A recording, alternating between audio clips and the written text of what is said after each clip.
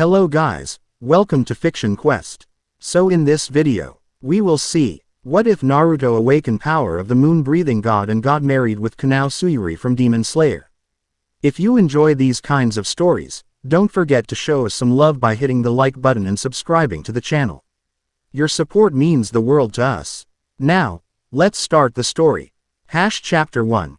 Moonfall. The air crackled with electricity as Naruto Uzumaki held the final hand sign, chakra swirling violently around his body. The mission had seemed straightforward: investigate an ancient shrine where space-time anomalies had been reported. Now, as the ritual circle beneath his feet glowed with increasing intensity, he realized his mistake. Something's wrong, he shouted to his team. Shikamaru's eyes widened in alarm as the symbols etched into the stone floor began to peel away, floating upward like luminescent snakes. Naruto, get out of there! Shikamaru yelled, but the vortex had already formed. The last thing Naruto saw was the panicked faces of his friends as reality twisted around him. His body felt simultaneously compressed and stretched, atoms separating and reforming in impossible ways. The sensation of falling through endless darkness overwhelmed him, and then, nothing. When consciousness returned, Naruto found himself sprawled on damp earth. The scent of pine and wet soil filled his nostrils. He pushed himself up with a groan, wincing at the pain radiating through his limbs. "Where am I?" he muttered, taking in his surroundings. Towering trees created a canopy above, filtering moonlight that seemed unusually bright. The forest felt wrong somehow, similar to those around Konoha but different in subtle ways he couldn't immediately identify. Naruto reached for his chakra and found it responding strangely, as if altered. It still flowed through his pathways, but it resonated differently, almost humming with an unfamiliar energy that seemed to pulse in time with the moonlight filtering through the leaves. "What happened to my chakra?" he whispered, watching as bluish-silver energy flickered across his palm instead of the usual blue. He looked up at the full moon overhead, the energy intensified, spreading up his arm in flowing patterns. A scream pierced the night, jolting Naruto from his contemplation. Human. Terrified. Close. Without hesitation, he sprinted toward the sound, leaping through the trees with chakra-enhanced jumps. The forest gave way to a small clearing where a humble village of wooden houses sat nestled against the mountainside. Several buildings were aflame, casting harsh orange light across the chaotic scene. Villagers ran in panic as a grotesque figure pursued them. Naruto froze momentarily, trying to process what he was seeing. The creature looked vaguely human but stood nearly 3 meters tall with mottled gray skin and 4 arms, each ending in razor-sharp claws. Its face was a distorted mask of hunger with bulging eyes and a mouth filled with needle-like teeth. "What the hell is that?" Naruto whispered. "Not a summon. Not a transformation jutsu. Something else entirely." The creature moved with unnatural speed, grabbing a fleeing woman and lifting her toward its gaping maw. Without thinking, Naruto formed a Rasengan and launched himself forward, only to feel his technique destabilize midair. The chakra sphere collapsed, leaving him vulnerable as he crashed into the creature's back. The impact was still enough to make the monster drop its victim. It whirled around, eyes focusing on Naruto with predatory interest. "You smell different," it hissed in a voice that scraped against Naruto's nerves. "Your blood will be delicious." "I don't know what you are," Naruto replied, settling into a fighting stance. "But I'm not letting you hurt anyone else." The creature laughed, a sound like breaking glass. A human challenging a demon. "You're either brave or stupid." Demon. Naruto had no time to process this as the creature lunged with impossible speed. He barely dodged, feeling claws tear through his sleeve. His normal techniques weren't working properly, the Rasengan had failed. And when he attempted a shadow clone jutsu, only wisps of silvery chakra appeared. "Damn it," Naruto cursed, rolling away from another attack. Moonlight bathed the clearing as clouds parted overhead. Suddenly Naruto felt a surge of power through his body. His chakra responded, flowing like liquid silver beneath his skin. Time seemed to slow as instinct took over. Naruto inhaled deeply, feeling the night air fill his lungs. And with his exhale came understanding. His body moved in a pattern he'd never trained in but somehow knew perfectly. Silver-tinged chakra extended from his hands like aids as he stepped forward in a fluid motion. First form. Lunar horizon, he whispered, the words coming unbidden to his lips. He slashed horizontally, a crescent of silver energy extending from the arc of his movement. The demon's eyes widened in shock just before the attack connected, slicing through its neck with unexpected ease. Its head tumbled to the ground, body following a moment later. Naruto stared at his hands in wonder as the demon's body disintegrated into ash. What was that technique? He murmured. It felt nothing like ninjutsu or taijutsu, more like a perfect fusion of body, breath, and the strange new energy flowing through him. The villagers kept their distance, watching him with a mixture of fear and gratitude. Naruto approached the woman he'd saved, offering his hand. "Are you okay?" he asked. She nodded shakily but shrank away from his touch. "Thank you for killing the demon, but what are you?" "That was MoonBreathing, but it's supposed to be lost to time." "MoonBreathing," Naruto repeated, confused. "I don't know what that is. I'm Naruto Uzumaki, a shinobi from Konoha. Can you tell me where I am?" The woman's bewildered expression told him everything he needed to know. She'd never heard of Konoha or shinobi. Somehow, he'd landed in a world entirely different from his own.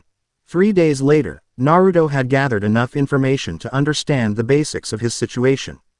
This world was plagued by demons, creatures that devoured humans and could only be killed by special swordsmen called demon slayers or by exposure to sunlight.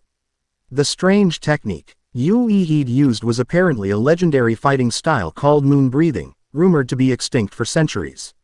He sat on a hillside overlooking the small village that had reluctantly provided him shelter, watching the moon rise over distant mountains. His new chakra, or whatever it was in this world, responded to moonlight, growing stronger as darkness fell. He'd been experimenting with it, discovering that his normal jutsu were mostly inaccessible, but these new, breathing techniques, flowed naturally from him. 6 forms so far, he muttered, counting them off. Lunar horizon, cascade, night tide, mirror reflection, silver mist, and crescent fang. Each form came to him through instinct rather than training, as if his body remembered movements his mind had never learned. It was exhilarating and terrifying. A twig snapped behind him. Naruto was on his feet instantly, silver energy already flowing through his veins. "Who's there?" he called. "Show yourself." A slender figure stepped out from the tree line. A girl? No, a young woman, with black hair tied in a side ponytail and large, strikingly purple eyes. She wore a black uniform with butterfly-patterned fabric visible at her collar, and a sword hung at her hip. Her expression remained perfectly neutral as she studied him. "You're the one who killed the demon," she stated flatly. Not a question. Naruto relaxed slightly but remained alert. "I am. Who are you?" Instead of answering, she flipped a coin. It spun in the air, catching moonlight before she snatched it and glanced at the result. Only then did she speak again. "Kanao Tsuyuri, Demon Slayer Core." Her voice remained emotionless, as if reciting memorized lines. "I'm Naruto Uzumaki." He waited for her to say more, but she simply stared at him with unnerving intensity. "Do you always use a coin to decide whether to introduce yourself?" A flicker of surprise crossed her face so quickly he nearly missed it. "The coin helps me make decisions." "That's strange," Naruto replied honestly. "Why not just decide for yourself?" Her expression remained blank, but something in her eyes shifted. "The coin is more reliable than my judgment." Before Naruto could respond, a blood-curdling scream erupted from the village below. Both of them turned toward the sound, then locked eyes for a brief moment. "Another demon," Kanao said, already moving. Naruto followed, keeping pace easily as they sprinted down the hill. "I thought I killed the demon attacking this village." "Demons rarely hunt alone anymore," she replied without looking at him. "The stronger ones command lesser demons." They reached the village to find chaos once again. This demon was different, smaller but faster, with skin like burnished copper and 3 eyes arranged in a triangle. It darted between houses, slashing with blade-like appendages that extended from its forearms. Kanao drew her sword in one fluid motion, the blade catching moonlight. Without hesitation, she launched herself at the demon, moving with breathtaking speed. "Dance of the butterfly. Frolic," she called out, her sword becoming a blur of motion. The demon howled as she carved multiple wounds across its body, but it recovered quickly. regenerating as it spun to face her. A Hashira's student, it hissed, eyes narrowing. No matter. You're too weak to. Its words cut off as Naruto appeared behind it, silver energy cascading from his hands. Second form. Lunar Cascade, he intoned, bringing his hands down in twin arcs that sent ribbons of silver light slicing through the demon's shoulders. The demon shrieked, leaping away from both attackers. Its wounds smoked where Naruto's energy had touched them, regenerating more slowly than those inflicted by Kanao's blade. You, it spat, glaring at Naruto. What are you? That's not normal breathing. Instead of answering, Naruto glanced at Kanao. Any idea how we can finish this thing? She flipped her coin, caught it, then nodded. Decapitation is the only way. My Nichiren blade can prevent regeneration. Then I'll hold it still, you take its head, Naruto suggested. The demon laughed, planning my death so casually. I'll devour you both. It lunged forward with blinding speed, but Naruto was ready. Drawing on the moonlight streaming down, he executed a new form that materialized in his mind. Fourth form. Mirror reflection, he called, creating a perfect silver afterimage that the demon's attack passed through harmlessly. The real Naruto appeared behind the confused demon, wrapping it in bands of silver energy that constricted its movements. Now, Kanao, without hesitation, she darted forward, sword raised. Dance of the butterfly. Caprice. Her blade whistled through the air, slicing cleanly through the demon's neck. Its head tumbled to the ground, eyes wide with shock as its body crumbled to ash. Naruto released his technique, breathing heavily. Using these new forms drained him differently than chakra had. It felt like his very life force as being channeled through each movement. Kanao wiped her blade clean and sheathed it, then turned to study him with those unsettlingly perceptive eyes. You're not a demon slayer. No, Naruto agreed. I'm not from around here. Yet you use breathing techniques. Moon breathing. It's been lost for generations. Naruto shrugged. I don't know how I can do it. It just happened the first time I fought a demon. Kanao flipped her coin again, studied the result, then looked back at him. You need to come with me to headquarters. Why should I? Naruto countered, crossing his arms. Because more demons will come for you. She replied matter-of-factly. Your power is unusual. It will attract them. As if to punctuate her words, a terrified shout came from the other side of the village. Naruto cursed under his breath. Another one. Kanao was already running, her movements precise and economical. Naruto followed, surprised at how naturally they fell into step together despite having just met. This demon was larger than the previous two, with skin like polished obsidian and 6 eyes that glowed red in the darkness. It held a struggling village elder in one massive hand. I knew I sensed something interesting. It rumbled, focusing immediately on Naruto. You have his scent on you. The scent of the moon. Naruto stepped forward. Let that man go. Your fight is with me. Such confidence, the demon chuckled. But you don't even know what you are, do you, moon vessel? Before Naruto could respond, the demon hurled the elder aside and lunged with surprising speed for its size. Kanao intercepted, her blade slicing through the demon's extended arm, but the limb regenerated almost instantly. A mere Suguko cannot harm me, it sneered. I am closer to the upper ranks than you can imagine. Kanao didn't respond verbally, instead flipping her coin and checking the result before executing a complex series of attacks. The demon parried each one, growing more amused. Is that how you fight? It taunted, letting chance decide your moves. Pathetic. Naruto watched their exchange with growing frustration. Kanao's technique was flawless, but her reliance on the coin created fatal hesitations. Each pause to check the result gave the demon openings it shouldn't have had. Kanao, he called, stop using the coin, trust yourself. She glanced at him, surprise flickering across her face. And in that moment of distraction, the demon struck. Its claws raked across her torso, sending her flying backward into a wall that cracked with the impact. Now for you, moon vessel, the demon growled, turning to Naruto. Fury surged through Naruto's veins. The moonlight intensified around him, his silver chakra pulsing visibly across his skin. He drew a deep breath, feeling the night air fill his lungs with power. Fifth form. Silver mist, he whispered. His body seemed to dissolve into particles of moonlight that swirled around the demon, confusing its senses. From every angle, silver blades materialized and slashed, each cut burning the demon's flesh like acid. The demon roared in pain and frustration, swinging wildly at the mist that couldn't be touched. What is this power? Even he couldn't. Sixth form. Crescent Fang, Naruto continued, reforming above the demon with silver energy extending from his hands like curved blades. He descended in a spinning attack that severed both the demon's arms. Landing beside the wounded creature, Naruto prepared for a final attack when Kanao appeared at his side, her uniform torn and bloodied but her eyes clear and focused. Together, she said simply, "No coin in sight." Naruto nodded, understanding instantly.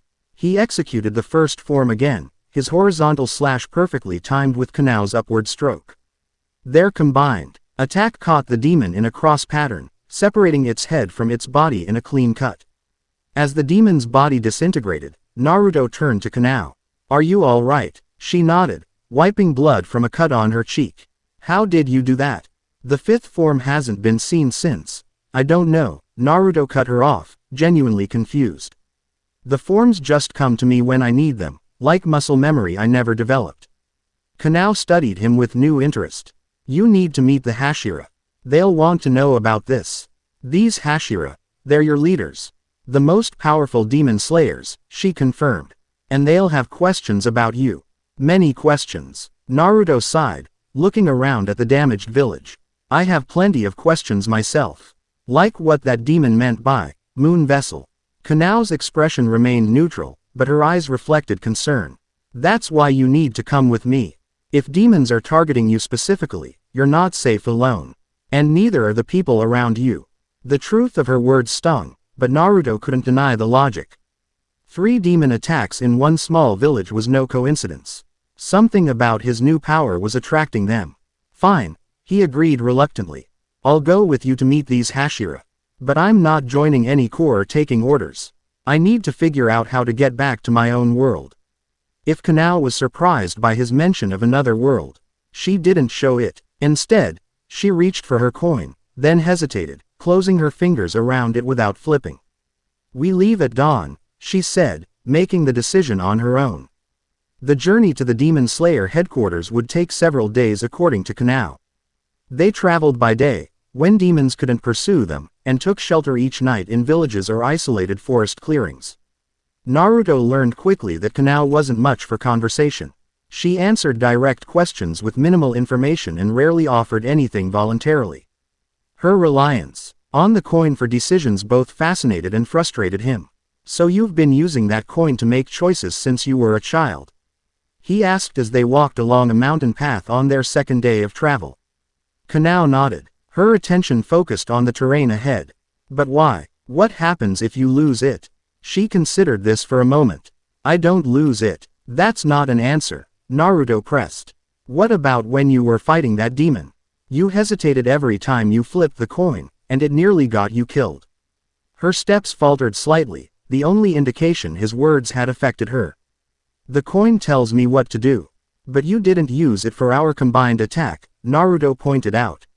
"You decided that on your own." Kanao stopped walking and turned to face him fully for the first time. Her purple eyes searched his face as if looking for some hidden meaning behind his questions. She began, then stopped, seemingly uncertain how to continue. Naruto waited, giving her time to find her words. "When you called out," she finally said, "something felt different. Like I didn't need the coin in that moment." A small smile formed on Naruto's lips. "See, you can make your own decisions when it matters." She looked away, discomfort evident in her posture. "Lady Shinobu says I'm improving, but it's difficult." "Who's Lady Shinobu?" "The insect Hashira. She and her sister took me in when I was young." A rare softness touched Kanao's features as she mentioned these names. Naruto wanted to ask more, but movement in the trees ahead caught his attention. He held up a hand, signaling for silence. Kanao tensed immediately, hand moving to her sword hilt. "Not a demon," Naruto whispered. "It's daylight, but someone's watching us." Kanao nodded, having sensed it too. WITH practiced coordination that belied their short acquaintance, they split up, approaching the hidden observer from different angles. Naruto circled wide, using the stealth techniques that had served him well as a shinobi. He caught a glimpse of black uniform similar to Kanao's before the figure noticed his approach and jumped away with impressive agility. A demon slayer, Naruto called out. We're not enemies. The figure paused on a high branch, revealing a young man with bright yellow hair and a sword at his hip. His expression showed clear fear. Why, you're the one they're talking about, he stammered. The one using the forbidden breathing technique. Kanao appeared on a nearby branch. Zenitsu, were you following us? The young man, Zenitsu, pointed accusingly at Naruto. Kanao, get away from him. Haven't you heard? The Hashira are saying he's using demon arts disguised as breathing techniques. Naruto crossed his arms. I'm not using demon anything. And I haven't hurt anyone except demons. Then why does your breathing sound different? Zenitsu demanded, his voice rising in pitch. I can hear it. Everyone's breathing has a sound, but yours sounds like moonlight on water. That's not normal. Naruto exchanged a glance with Kanao, surprised. You can hear breathing. Zenitsu seemed to realize he'd said too much and backed away. I'm supposed to observe and report back. Obanai-sama's orders. The snake Hashira sent you? Kanao asked, her voice carefully neutral. Zenitsu nodded nervously. He doesn't trust this, whatever he is. He gestured vaguely at Naruto. Quote, said we should know what we're dealing with before bringing him to headquarters. Naruto stepped forward, causing Zenitsu to flinch. Look, I don't want trouble. I'm just trying to figure out how to get home. If these Hashira can help me understand what's happening to me, great. If not, I'll find my own way. You don't understand, Zenitsu said, lowering his voice dramatically. The upper moons are moving. 3 of them have changed territories since you appeared. They're hunting for something, or someone. A chill ran down Naruto's spine. Upper moons. The strongest demons under Muzan Kibutsuji's direct command. Kanao explained quietly. If they're moving, it's significant. Zenitsu wrung his hands anxiously. That's why I was sent to find you. The meeting place has changed. We're to Go to the butterfly estate instead of headquarters. Kanao's eyes widened slightly, the most reaction Naruto had seen from her yet. Lady Shinobu's estate. Why? It's safer, Zenitsu replied. And closer. We should reach it by tomorrow evening if we hurry. Naruto frowned, not liking being discussed as if he were a package to be delivered. Do I get any say in this? Both demon slayers looked at High M with expressions that clearly said, no. Zenitsu pointed an accusing finger. You're the reason upper moon demons are on the move. Whatever you're carrying or whatever you are, it's causing chaos in the demon hierarchy. So no, you don't get a say until we figure out if you're going to get us all killed. Despite the young man's trembling voice, there was a core of steel in his words that Naruto respected. He'd been in similar situations himself. Unknown quantities were dangerous in any world. Fine, Naruto conceded. Lead the way to this butterfly estate. But I want answers as much as you do. Zenitsu seemed surprised by his easy agreement but nodded shakily. We should move quickly. I don't like being out in the open, even in daylight. As they resumed their journey with Zenitsu in tow, Naruto noticed Kanao watching him with renewed curiosity. When their eyes met, she quickly looked away, but not before he caught a glimpse of something beyond her usual detachment, something like concern. Traveling with Zenitsu added a new dynamic to their journey. Unlike Kanao's quiet reserve, the yellow-haired demon slayer alternated between nervous chatter and dramatic proclamations of impending doom. By midday, Naruto had learned more about the demon slayer core through Zenitsu's ramblings than he had in 2 days with Kanao. So these breathing styles all come from sun breathing originally? Naruto asked as they paused by a stream to rest. Zenitsu nodded vigorously while refilling his water container. That's what they say. The first breath user created sun breathing, and all the others branched from it. Thunder breathing is what I use. Well, try to use. I've only mastered the first form. And what about moon breathing? Naruto pressed. You seemed pretty shocked when you heard my breathing or whatever. Zenitsu's expression grew serious. Moon breathing is different. It's not supposed to exist anymore. Some say it wasn't derived from sun breathing at all, but was its own original style. Others say it was created by a demon who learned to imitate breathing techniques. I'm not a demon, Naruto stated firmly. I know that. Zenitsu waved his hands frantically. I can hear your heart beating. Demons don't have heartbeats. But your breathing sounds ancient. Like it's not coming just from you, but through you from somewhere else. Naruto considered this, looking down at his hands. The silver energy remained dormant during daylight, but he could still feel it humming beneath his skin, waiting for moonrise. In my world, he said carefully, we use chakra, a combination of physical and spiritual energy. Maybe what you're hearing is how my chakra has changed since I arrived here. Kanao, who had been silently listening, approached. Your world, she repeated. You've mentioned that before. You believe you're from somewhere else entirely. Naruto nodded. A place called Konoha, in the land of fire. We have shinobi instead of demon slayers, and different kinds of enemies. No demons like the ones here. Zenitsu's eyes widened. Another world. That's impossible. So is breathing silver light and turning into mist, Naruto countered. But I did both. A thoughtful expression crossed Kanao's face. She reached for her coin, then stopped herself, closing her fingers around it without flipping. Lady Shinobu might know something, she said after a moment.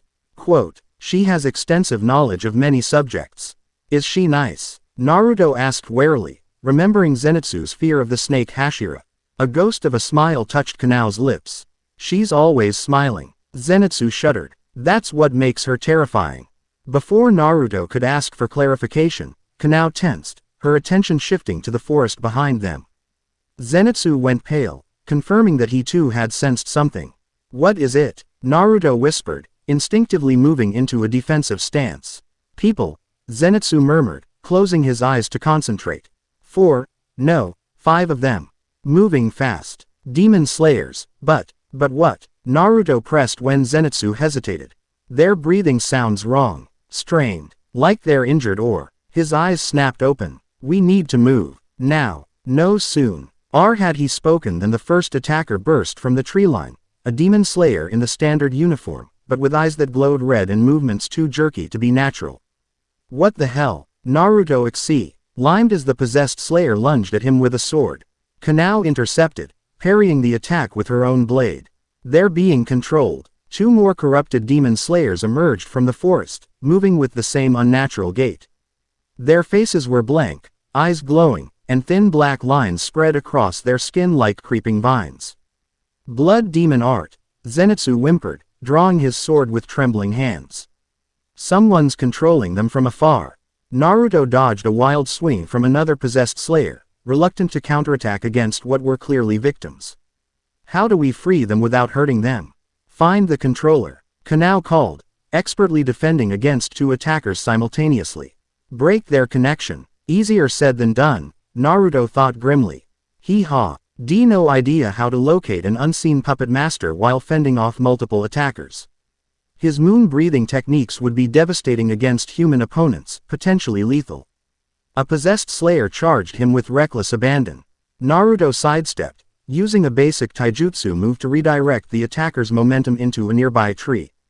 The impact stunned the controlled slayer temporarily, but they were already recovering.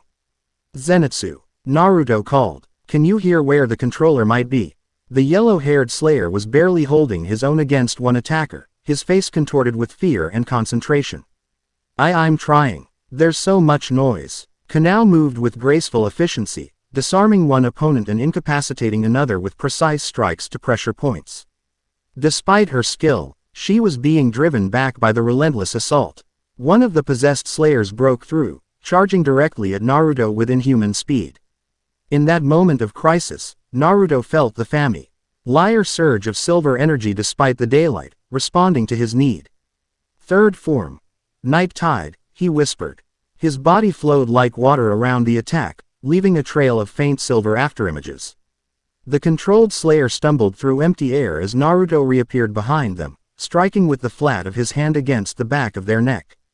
The possessed slayer collapsed, unconscious but alive. That way, Zenitsu suddenly shouted, pointing northeast.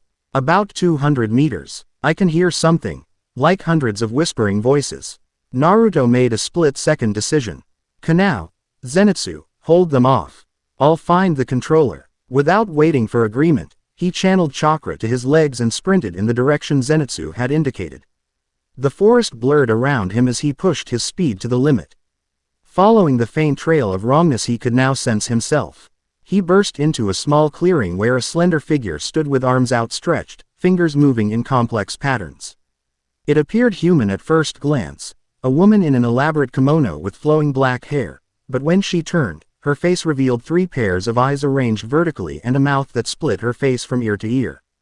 "The moon vessel comes to me directly," she crooned, her voice overlapping with itself in discordant harmony. How fortunate. Naruto didn't waste time with words. He charged forward, preparing a direct attack, only to find himself suddenly surrounded by what appeared to be paper dolls floating in the air. "My puppets are disposable," the demon said conversationally as the paper dolls began to glow with sinister energy. "But you're something special." The dolls exploded toward him, each transforming into a spectral blade. Naruto twisted and dodged, but there were too many coming from all directions. Several sliced across his arms and legs, drawing blood that the demon watched with hungry interest. "Your blood sings with his power," she hissed, eyes widening with excitement. "Lord Muzan will reward me beyond imagination when I bring you to him." Naruto felt his wounds burning unnaturally where the spectral blades had cut him. Some kind of poison, he realized. As his vision began to blur, fighting through the growing numbness, he focused on the demon. "Sorry to disappoint you," he growled, drawing on the silver energy that responded more readily to his desperation. "But I'm not going anywhere with you." Despite the daylight weakening his connection to the moon, Naruto managed to summon enough power for one technique. Silver light rip led across his skin as he exhaled slowly. "Seventh form," he whispered, the words coming to him like a forgotten memory. "Divine reflection." The demon's eyes widened in shock as Naruto's body seemed to dissolve into particles of light that scattered and reformed in multiple locations simultaneously. 7 identical versions of Naruto surrounded her, each moving in perfect synchronization. "Impossible," she shrieked. That form was sealed away with. All 7 versions attacked at once, silver energy concentrated at their fingertips. The demon lashed out with more paper dolls, but couldn't track all the copies.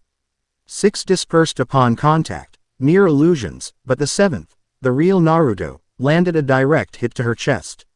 Silver energy coursed through the demon's body, causing the black lines, controlling the distant demon slayers to wither and break. The demon convulsed, her body cracking like porcelain as moonlight burned her from within. "Lord Muzan already knows about you," she gasped as her body began to crumble. "The upper moons are coming. You cannot escape what you are, moon vessel." With those ominous words, she disintegrated into ash, leaving Naruto alone in the clearing. The poison in his system made his legs buckle, and he fell to his knees, vision swimming. "Naruto." Kanao's voice seemed to come from very far away. The last thing he saw before consciousness faded was her concerned face hovering over him. Those striking purple eyes showing emotion at last. Fear. Naruto dreamed of the moon. Not as a distant celestial body, but as a presence with consciousness and purpose. In his dream, it spoke to him in a language beyond words, conveying knowledge directly into his being. "You who bear my blessing," it seemed to say, "you who breathe my essence." The time of awakening approaches. Images flashed through his mind. A figure wreathed in silver light wielding a blade that cut through darkness itself. A titanic battle against a shadow that devoured the sun. A woe. Man with butterfly wings standing at his side as the world trembled. "The vessel must be worthy," the moon's voice continued. "The vessel must be tested." When Naruto awoke, he found himself in an familiar room with sliding paper doors and tatami mats. Sunlight filtered through the windows, casting warm patterns across the floor. His wounds had been bandaged, and the burning poison had been purged from his system. "You're awake," a soft voice observed. Naruto turned to see Kanao sitting nearby, her usual demon slayer uniform replaced by a simple kimono. Without the rigid outfit and sword, she looked younger. More vulnerable somehow. "How long was I out?" Naruto asked, his voice raspy from disuse. 2 days, she replied, pouring tea from a small pot. The demon's poison was potent. Lady Shinobu had to create a special antidote. She offered him the cup, which he accepted gratefully. "So we made it to the butterfly estate." Kanao nodded. Zenitsu carried you part of the way. He's surprisingly strong when properly motivated. Naruto sipped the tea, feeling its warmth spread through his body. And the possessed demon slayers. Recovering. The demon's control broke when you defeated her. A hint of curiosity entered Kanao's voice. Zenitsu said you used a form he'd never heard of. Naruto set down the cup. Seventh form. Divine reflection. I didn't know I could do it until that moment. It just came to me. Like the others, Kanao observed. Yeah, but this was different. It felt ancient, powerful, like I was channeling something beyond myself. Naruto hesitated, unsure whether to mention his dream. While I was unconscious, I had strange dreams. About the moon speaking to me. Kanao's eyes widened slightly. She reached for her coin automatically, then stopped herself, lowering her hand to her lap. Lady Shinobu would like to speak with you when you're feeling strong enough, she said instead of commenting on his dream. She has theories about your situation. I'd like to hear them. Naruto replied, attempting to stand. His legs wobbled briefly before steadying. Kanao rose gracefully, moving to support him. Careful, the poison may be gone, but your body is still recovering. Her proximity made Naruto suddenly aware of a subtle floral scent that clung to her. Wisteria, perhaps, or something similar from this world. It was pleasant, contrasting with the clinical efficiency she usually projected. Thanks, he said as she helped him to the door. For everything. Getting me here, making sure I didn't die from that poison. Kanao didn't respond verbally, but a faint pink colored her cheeks as she slid open the door, revealing a stunning garden beyond. Colorful butterflies fluttered between meticulously maintained flower beds, creating a scene of tranquil beauty that seemed at odds with the deadly profession of the estate's residents. Crossing a wooden walkway, they approached a larger building where a woman waited on the veranda. She was petite, with large eyes and short black hair cut in an asymmetrical style. Despite her delicate appearance, Naruto sensed immediately that she was dangerous, perhaps more so than anyone he'd encountered in this world. Ah, our mysterious guest awakens, she said with a smile that never reached her eyes. I am Shinobu Kocho, Insect Hashira of the Demon Slayer Corps. Welcome to my home. Naruto bowed slightly, recognizing authority when he saw it. Naruto Uzumaki, thank you for your hospitality and for the antidote. Such polite manners, Shinobu observed, her perpetual smile unchanging. Please, join me for tea. We have much to discuss about your unique situation. As they settled on cushions in a tatami room, Naruto noticed Kanao lingering by the door, as if uncertain whether to stay or go. Kanao, Shinobu called softly. Join us. This concerns you as well, given your role in bringing our guest here. Kanao obeyed immediately, kneeling beside Naruto with perfect posture. Shinobu poured tea, with practiced grace before fixing Naruto with a penetrating gaze that belied her gentle demeanor. Now, Uzumaki-san, I understand you've been manifesting a breathing technique believed to be extinct for centuries. Claiming to be from another world, and attracting the attention of powerful demons. Quite the accomplishment for less than a week in our realm. Her tone remained pleasant, but the underlying steel was unmistakable. This woman was assessing him as a potential threat. I didn't choose any of this, Naruto replied honestly. I was investigating a strange shrine in my world when something went wrong. Next thing I knew, I was here with this power responding to moonlight. Shinobu sipped her tea, her smile unwavering. And this power manifests as moon breathing, a technique that, according to our records, hasn't been seen in over 300 years since the death of its creator, Tsukuyomi. Naruto's heart skipped a beat at the name. Tsukuyomi. In my world, that's the name of a moon deity and a powerful genjutsu, an illusion technique. Fascinating correlation, Shinobu murmured. In our history, Tsukuyomi was a swordsman who created moon breathing to rival the original sun breathing. He was said to have received divine inspiration directly from the moon itself during a lunar eclipse. The parallels to Naruto's dream were too strong to be coincidence. In my dream while I was unconscious, the moon spoke to me, called me its vessel. For the first time, Shinobu's smile faltered slightly. That aligns with certain texts in our archives. Tsukuyomi himself was referred to as the vessel of lunar divinity in some records. So what does that mean for me? Naruto asked, a knot forming in his stomach. Am I somehow possessed by this Tsukuyomi? Shinobu set down her cup with deliberate care. I believe it's more complex than possession. When you arrived in our world, something resonated between your chakra, as you call it, and the dormant power of moon breathing. You may be functioning as a conduit for techniques that would otherwise remain lost to time. That doesn't explain why demons keep calling me the moon vessel, or why they want to take me to someone named Muzan.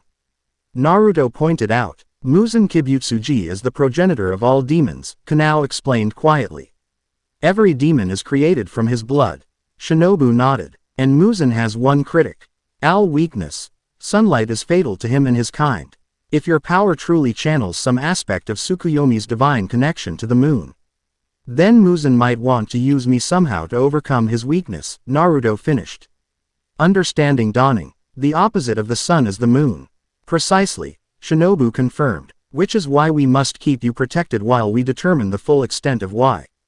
Our abilities and how to safely return you to your world, if such a thing is possible. The gravity of the situation settled heavily on Naruto's shoulders. In this unfamiliar world, he'd become the center of a power struggle between forces he barely understood. There's more, Shinobu continued after a moment. The technique you used against the puppet demon, divine reflection, is not recorded in any text about moon breathing that has survived.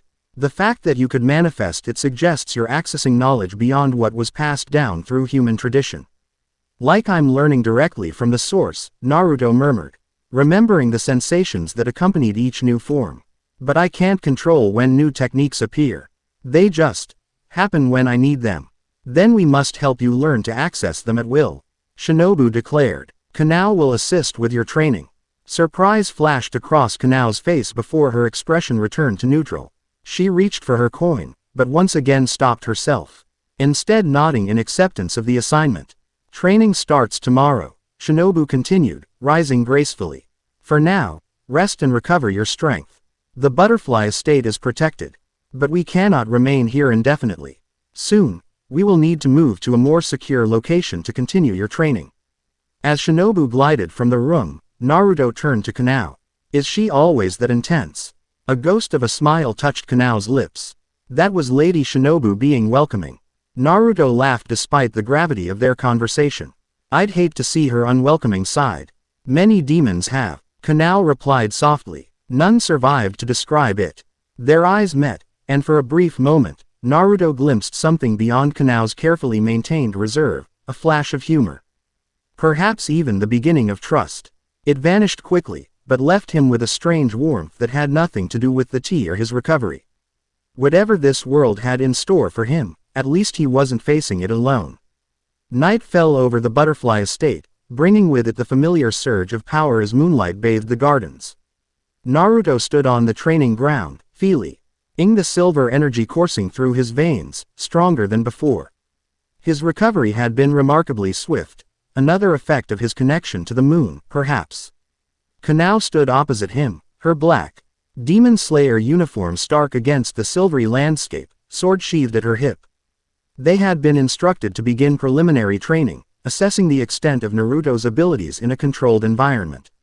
Lady Shinobu wants us to start with the forms you already know, Kanao explained, her voice carrying clearly in the quiet night. Show me each one, starting with the first form. Naruto nodded, centering himself. He breathed deeply, drawing power from the moonlight, and executed a horizontal slash with his arm. First form. Lunar Horizon, he called, sending a crescent of silver energy cutting through the air. Kanao observed with clinical precision. Again, but focus on controlling the range.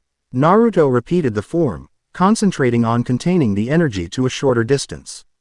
The silver crescent formed and dissipated exactly where he intended. Good, Kanao acknowledged. Continue. One by one, Naruto demonstrated the forms he had discovered: Lunar Horizon, Cascade, Night Tide, Mirror Reflection, Silver Mist, Crescent Fang, and Divine Reflection. Each manifestation of silver energy illuminated the training ground with ethereal light, casting long shadows across the garden. Kanao's expression remained neutral, but her eyes widened slightly at the seventh form, which created multiple silver afterimages of Naruto that moved independently before reforming into his single body. The coordination between breath and movement is perfect, she noted. As if you've trained these forms for years. They don't feel new, Naruto admitted, rolling his shoulders to dispel the lingering energy. They feel like memories. Before Kanao could respond, a new voice interrupted from the edge of the training ground. Interesting. Very interesting. A tall man with spiky red hair and a flame-patterned Haori stepped into the moonlight. His yellow eyes gleamed with intensity as he studied Naruto. Kyojuro Rengoku, he announced with booming enthusiasm. Flame Hashira of the Demon Slayer Corps.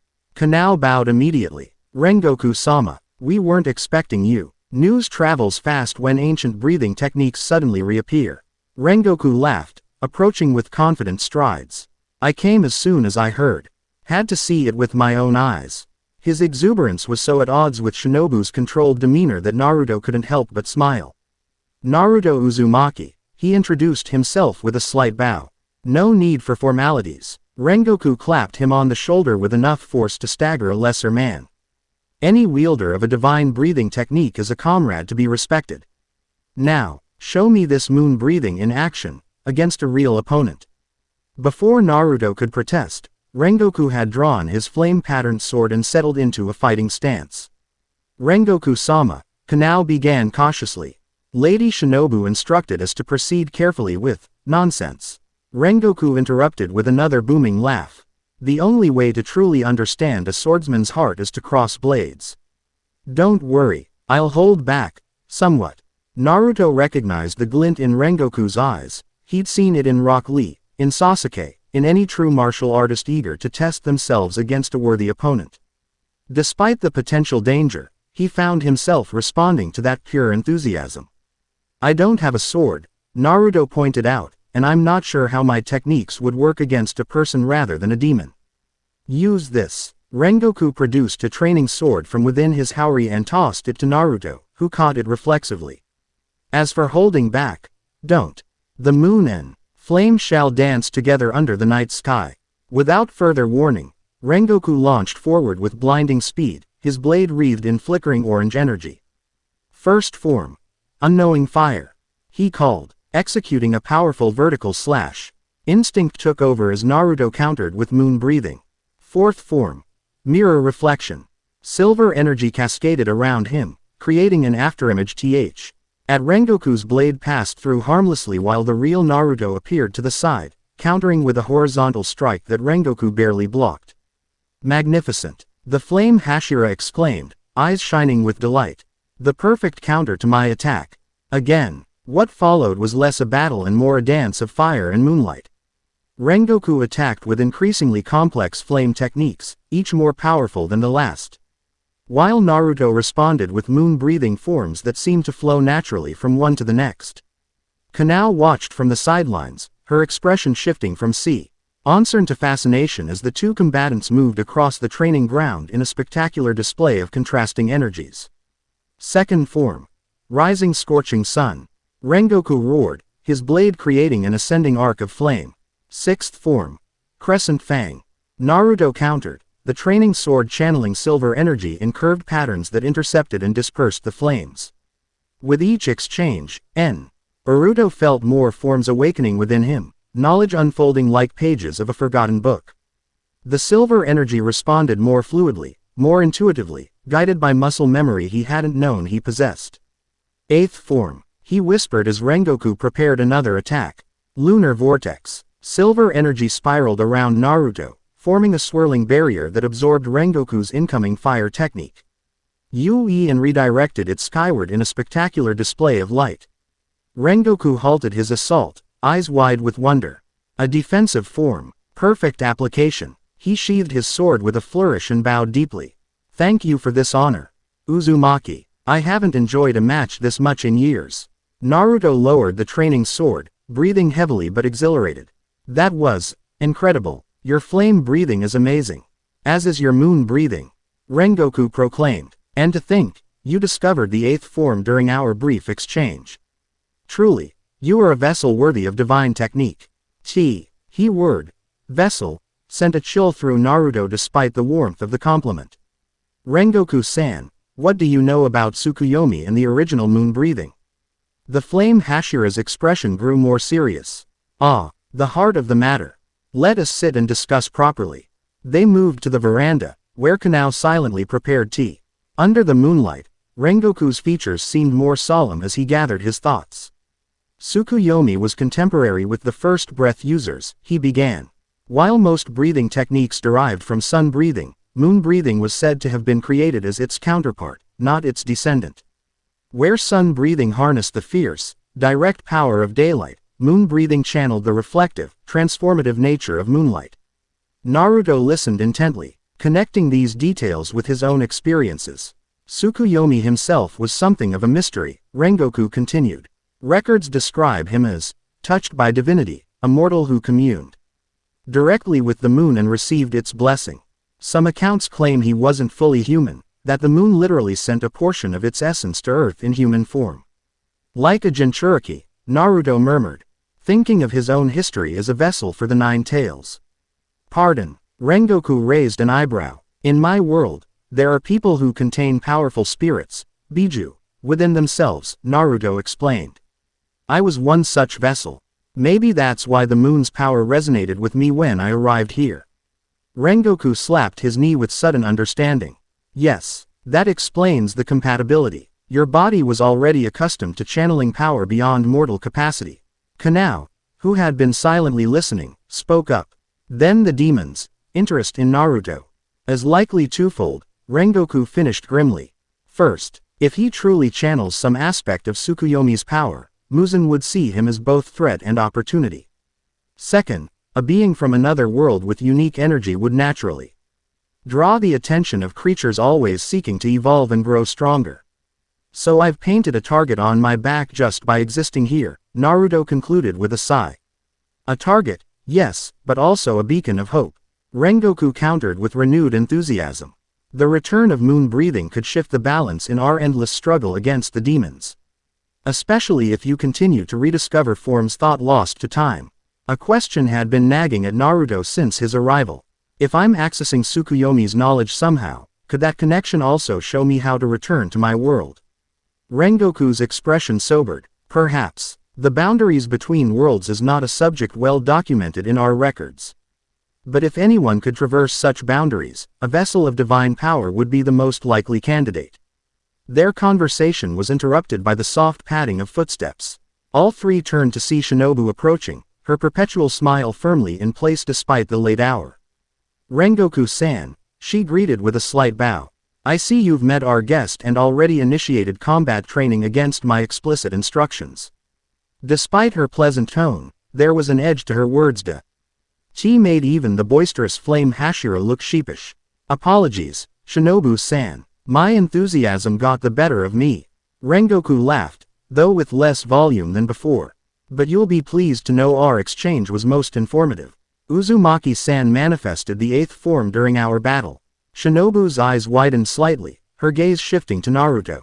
Is this true? Naruto nodded. Lunar vortex. It's a defensive technique that absorbs and redirects energy. Most interesting, Shinobu murmured. However, I must ask you to postpone further training until morning. We've received troubling news that requires immediate attention. The serious undertone in her voice caught everyone's notice. What's happened? Kanao asked, unusually direct. Shinobu's smile remained fixed, but her eyes hardened. A village 3 miles north was attacked less than an hour ago.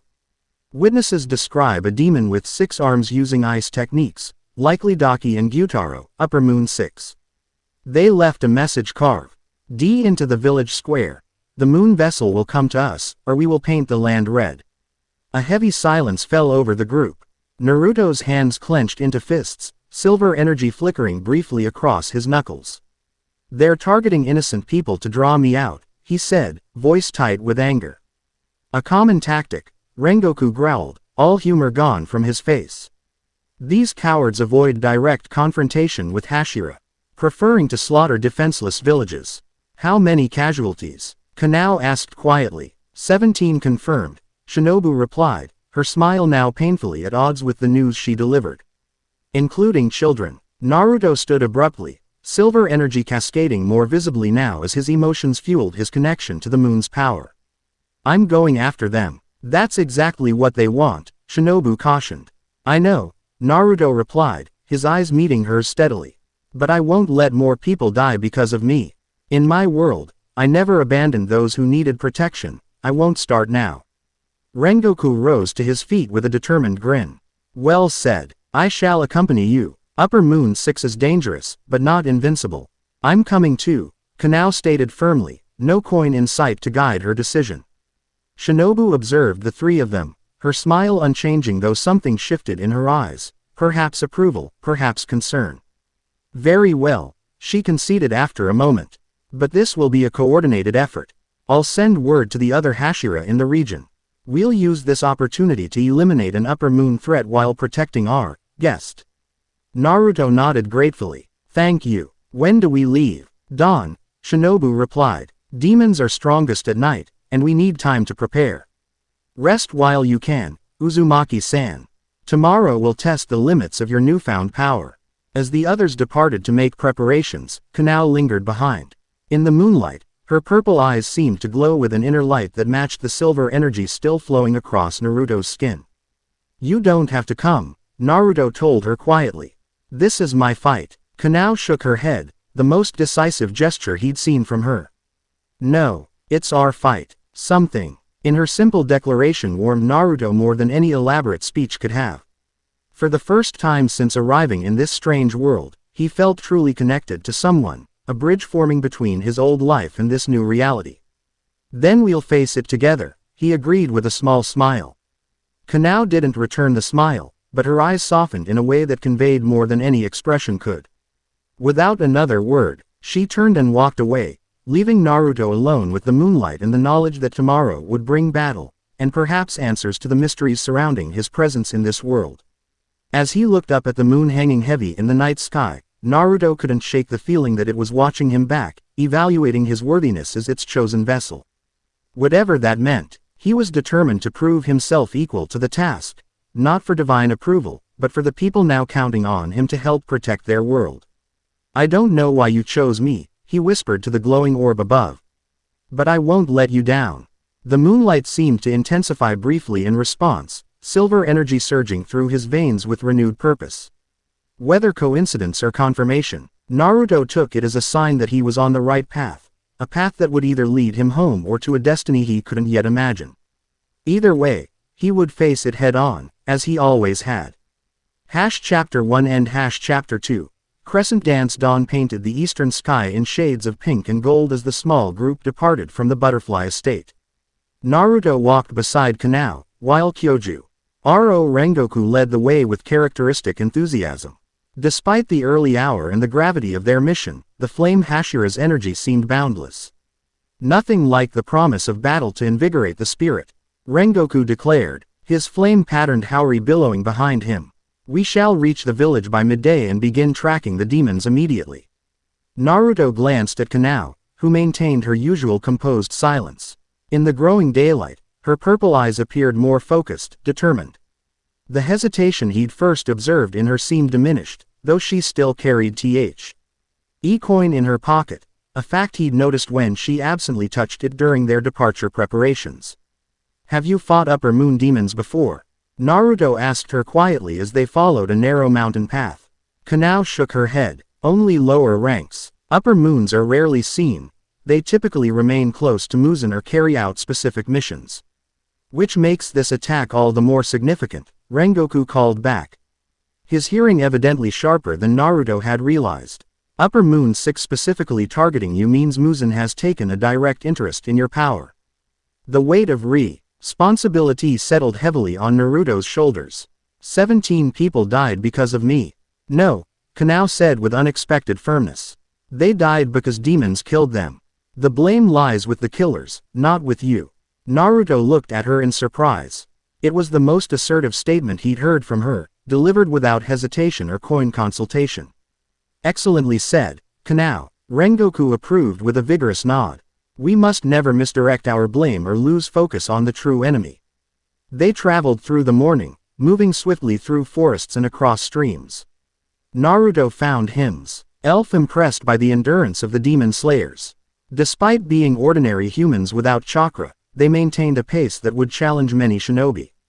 As the sun climbed higher, they paused fly by a clear mountain stream to rest and replenish their water supplies. Rengoku wandered a short distance away, scouting the path ahead and giving Naruto an unexpected moment alone with Kanao. "Your breathing technique," she said as she knelt by the stream, filling her bamboo canteen. "How much control do you have over it?" Naruto considered the question, rolling his shoulders as he recalled sensations of the silver energy flowing through him.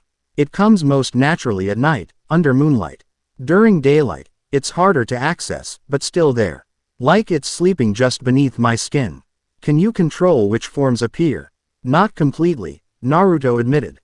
"So far, they've mostly emerged in moments of need. Each one feels like remembering something I never actually learned." Kanao nodded thoughtfully. "The breath of the butterfly, my technique, requires years of training for each form. To have forms simply appear." She paused, searching for words. "It must be disorienting." "It is," Naruto agreed, surprised by her insight. "In my world, I worked hard for every technique I mastered. This feels different, almost like I'm borrowing someone else's power." "Tsukuyomi's," Kanao supplied. "Maybe. Or the moon itself." Naruto dipped his hands into the cool stream, watching water trickle between his fingers. "Either way, I need to understand it better if I'm going to use it effectively against these upper moon demons." Kanao studied him for a moment, then reached a decision without consulting her coin. "I can help you. My training focused on precision and breath control, elements that apply to all breathing styles." "I'd appreciate that," Naruto said with genuine gratitude. "We'll begin when we make camp tonight," she said with quiet determination. "If Upper Moon 6 is hunting you, you'll need every advantage." Rengoku returned before they could continue their conversation, announcing that they were making good time and should reach the attacked village within hours.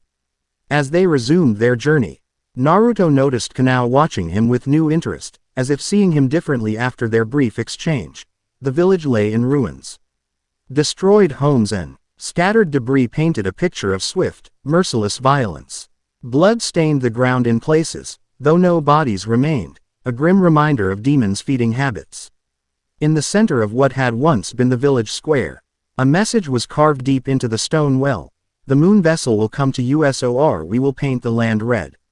Naruto stood before the grotesque warning, silver energy flickering beneath his skin despite the daylight. Anger coursed through him. Not the hot rage of his youth, but a cold, focused fury that resonated with the moon's power. "They're still nearby," Rengoku observed, his normally boisterous voice subdued out of respect for the dead. "Demons of this level wouldn't travel far after such a feast." "Can we track them?" Naruto asked. Kanao knelt beside footprints that led away from the village, examining them with expert precision. Two distinct sets, one heavy, one light. They headed east, toward the mountains. She pointed to a distant peak shrouded in mist. "Mount Natagumo," Rengoku identified grimly. "A known demon territory. Several lower ranks have been exterminated there, but the mountain has never been fully cleared." "Then that's where we're going," Naruto stated, already moving in that direction. Kanao caught his arm, her grip surprisingly strong. "Not yet. We need to prepare properly. Upper Moon 6 consists of two demons in one, the siblings Daki and Gyutaro. Their attacks are coordinated and their regeneration exceptional. Rushing in would be suicide." The rational part of Naruto recognized the wisdom in her words, though his instinct was to pursue immediately. "What do you suggest?" "We wait until evening," she said. "Scout their position during daylight when they're weaker, then attack after developing a strategy." Rengoku nodded approvingly. "A sound plan. I shall search the eastern approach to the mountain. Kanao, take the western path. Uzumaki-san should remain here to examine the attack site for additional clues." Though Naruto disliked being left behind, he understood the logic. The demon slayers knew this terrain and enemy better than he did. "All right, I'll see what I can learn here and continue practicing with my breathing technique." They separated, with Rengoku and Kanao heading in opposite directions around the mountain base while Naruto remained in the devastated village. Once alone, he walked slowly through the ruins, reconstructing the attack in his mind. The destruction pattern suggested the demons had first struck from the north, herding villagers toward the center before systematically slaughtering them. Coordinated, Naruto murmured to himself. Tactical. These weren't mindless monsters but intelligent predators who planned their attacks. Understanding their methodology might reveal weaknesses in their approach. Finding a relatively clear area among the ruins, Naruto decided to use this time to practice accessing his moon breathing more deliberately. He closed his eyes, focusing on the subtle energy flowing through his system. Even in daylight, he could feel it, a cool current beneath his warmer chakra, like an underground stream flowing beneath a sun-baked plain. He breathed deeply, remembering Kanao's mention of breath control, and found that with each exhale, he could draw the silvery energy a little closer to the surface. Total concentration breathing, he whispered, recalling the term the demon slayers used. Unlike his chakra, which responded to hand signs and mental direction, this power seemed most responsive to the rhythm of his breathing. Slowly, silver light began to manifest around his hands. Growing stronger with each controlled breath, Naruto opened his eyes, watching the energy flow like liquid moonlight across his skin. First form. Lunar horizon, he murmured, executing the horizontal slash with deliberate slowness, focusing on the path of energy rather than speed or power. The silver crescent manifested perfectly, hanging in the air for a moment before dissipating. More controlled than before, more efficient. For the next hour, Naruto practiced each form he had discovered, moving through them methodically while maintaining total concentration breathing. With each repetition, the movements became more natural, the energy flow more precise. When he attempted the eighth form, lunar vortex, he discovered he could manipulate the defensive barrier's eyes and density by adjusting his breathing pattern. A significant discovery that could prove vital in battle. As the afternoon sun began its westward descent, Naruto sensed movement nearby. His heightened awareness, sharpened by practice, detected a presence approaching from the forest edge, not Rengoku or Kanao, whose energies he had grown familiar with, but someone new. "I know you're there," Naruto called out, silver energy still flickering around his hands. "Show yourself." A young man with burgundy hair and a scar on his forehead stepped into view, wearing the standard Demon Slayer uniform with a checkered howry. Despite his serious expression, his eyes held a gentleness that immediately distinguished him from many warriors Naruto had encountered. "You must be Naruto Uzumaki," the newcomer said, offering a respectful bow.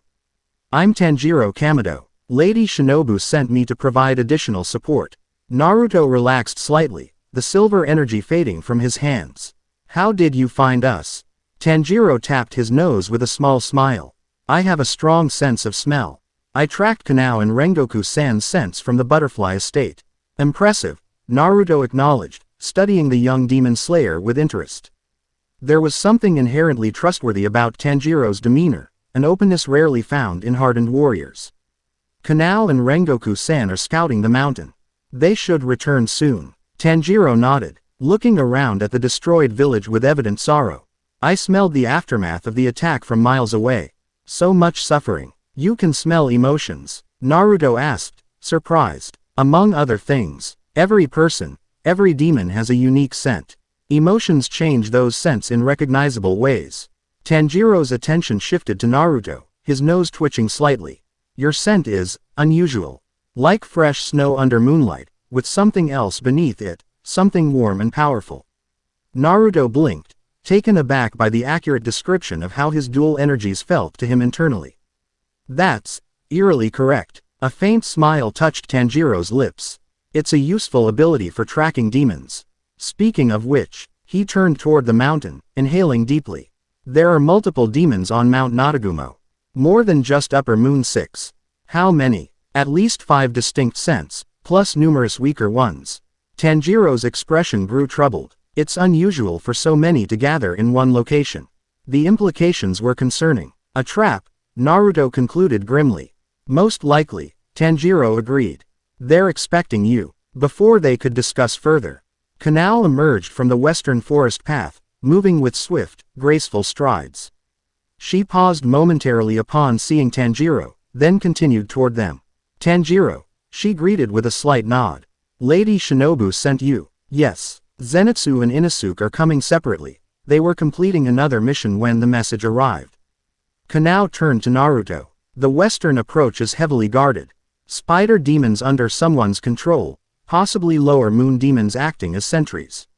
Tanjiro says there are at least 5 major demon presences on the mountain, Naruto informed her. This is definitely a coordinated trap. A flicker of concern crossed Kanao's usually impassive features. Rengoku-san hasn't returned yet. He should have been back by now. As if summoned by her words, a massive explosion erupted from the eastern slope of the mountain, sending birds scattering into the sky.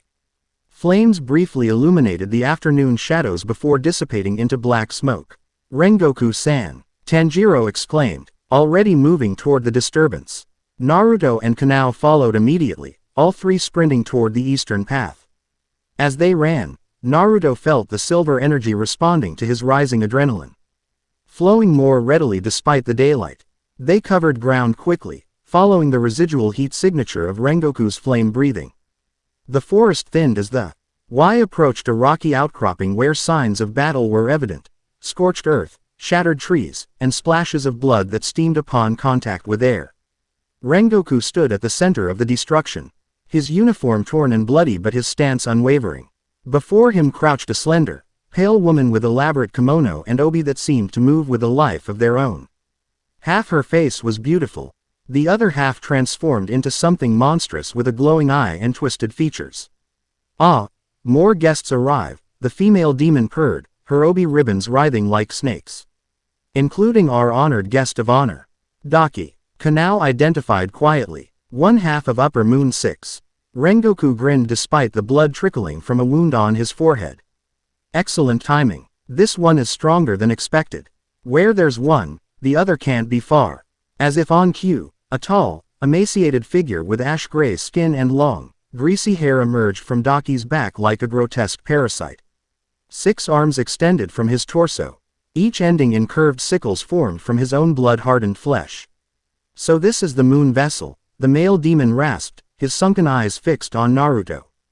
I don't see what all the fuss is about. Just another human playing with powers he doesn't understand. Gyutaro, Tanjiro whispered, his hand moving to his sword hilt.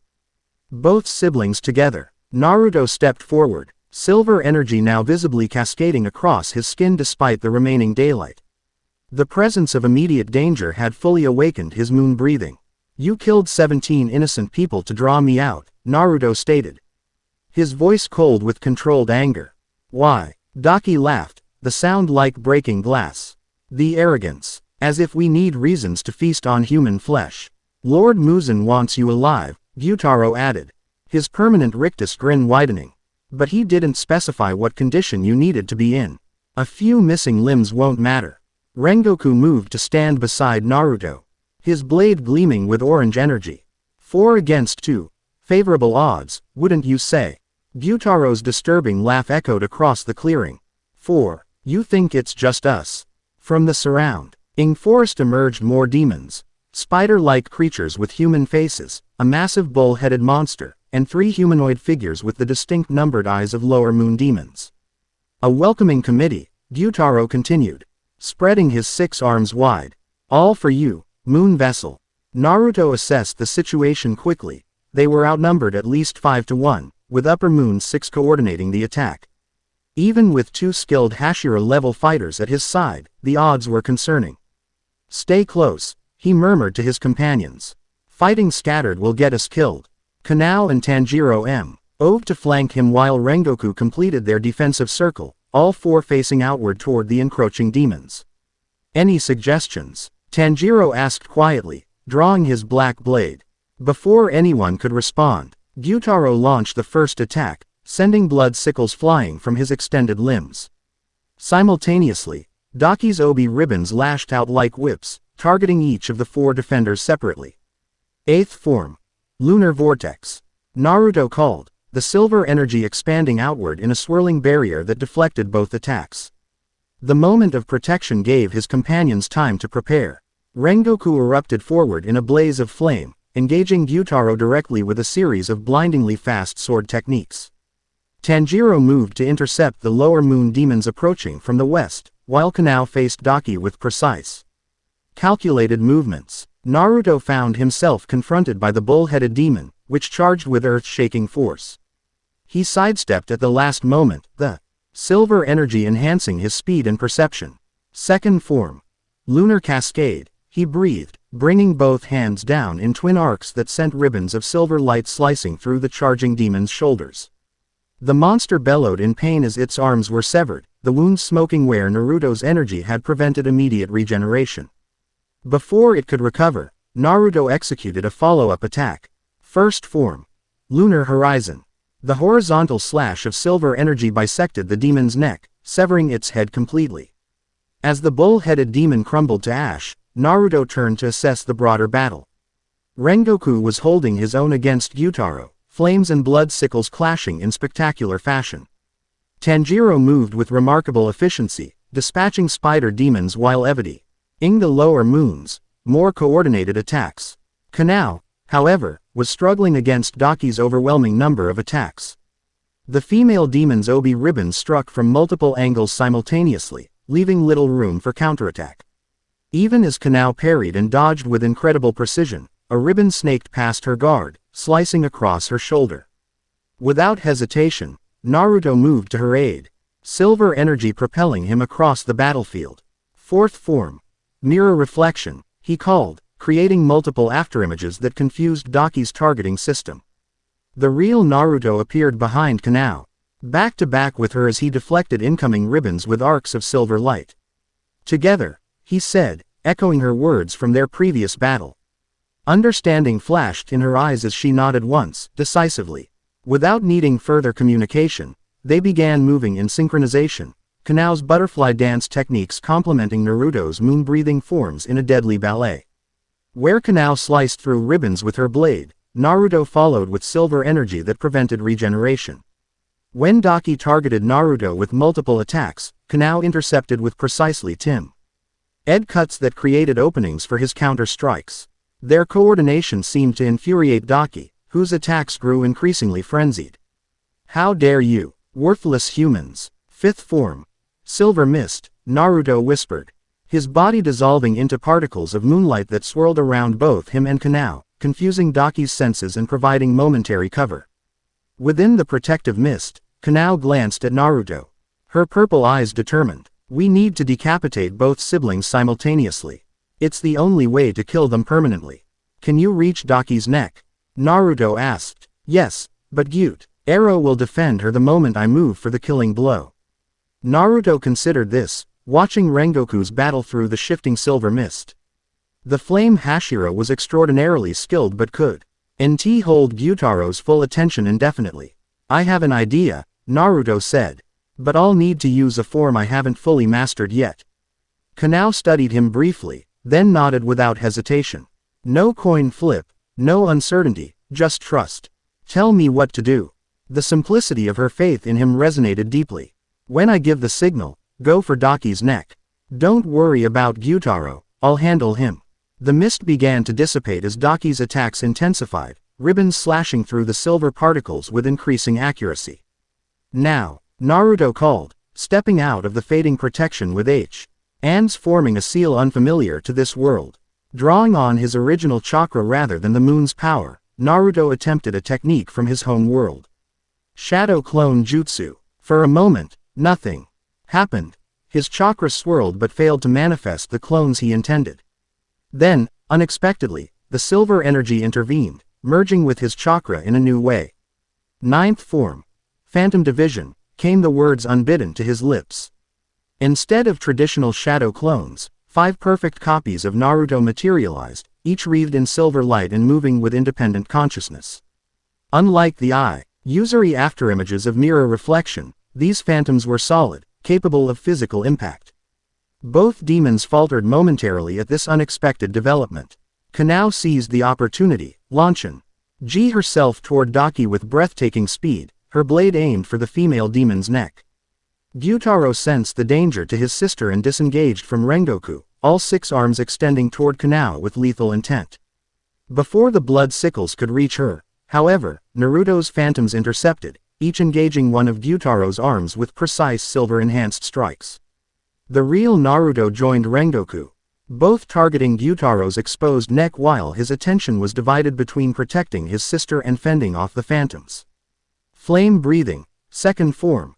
rising scorching sun. Rengoku roared, his blade ascending in a blazing arc. First form. Lunar horizon. Naruto called simultaneously, his horizontal slash of silver energy perfectly timed to cross with Rengoku's vertical flame attack.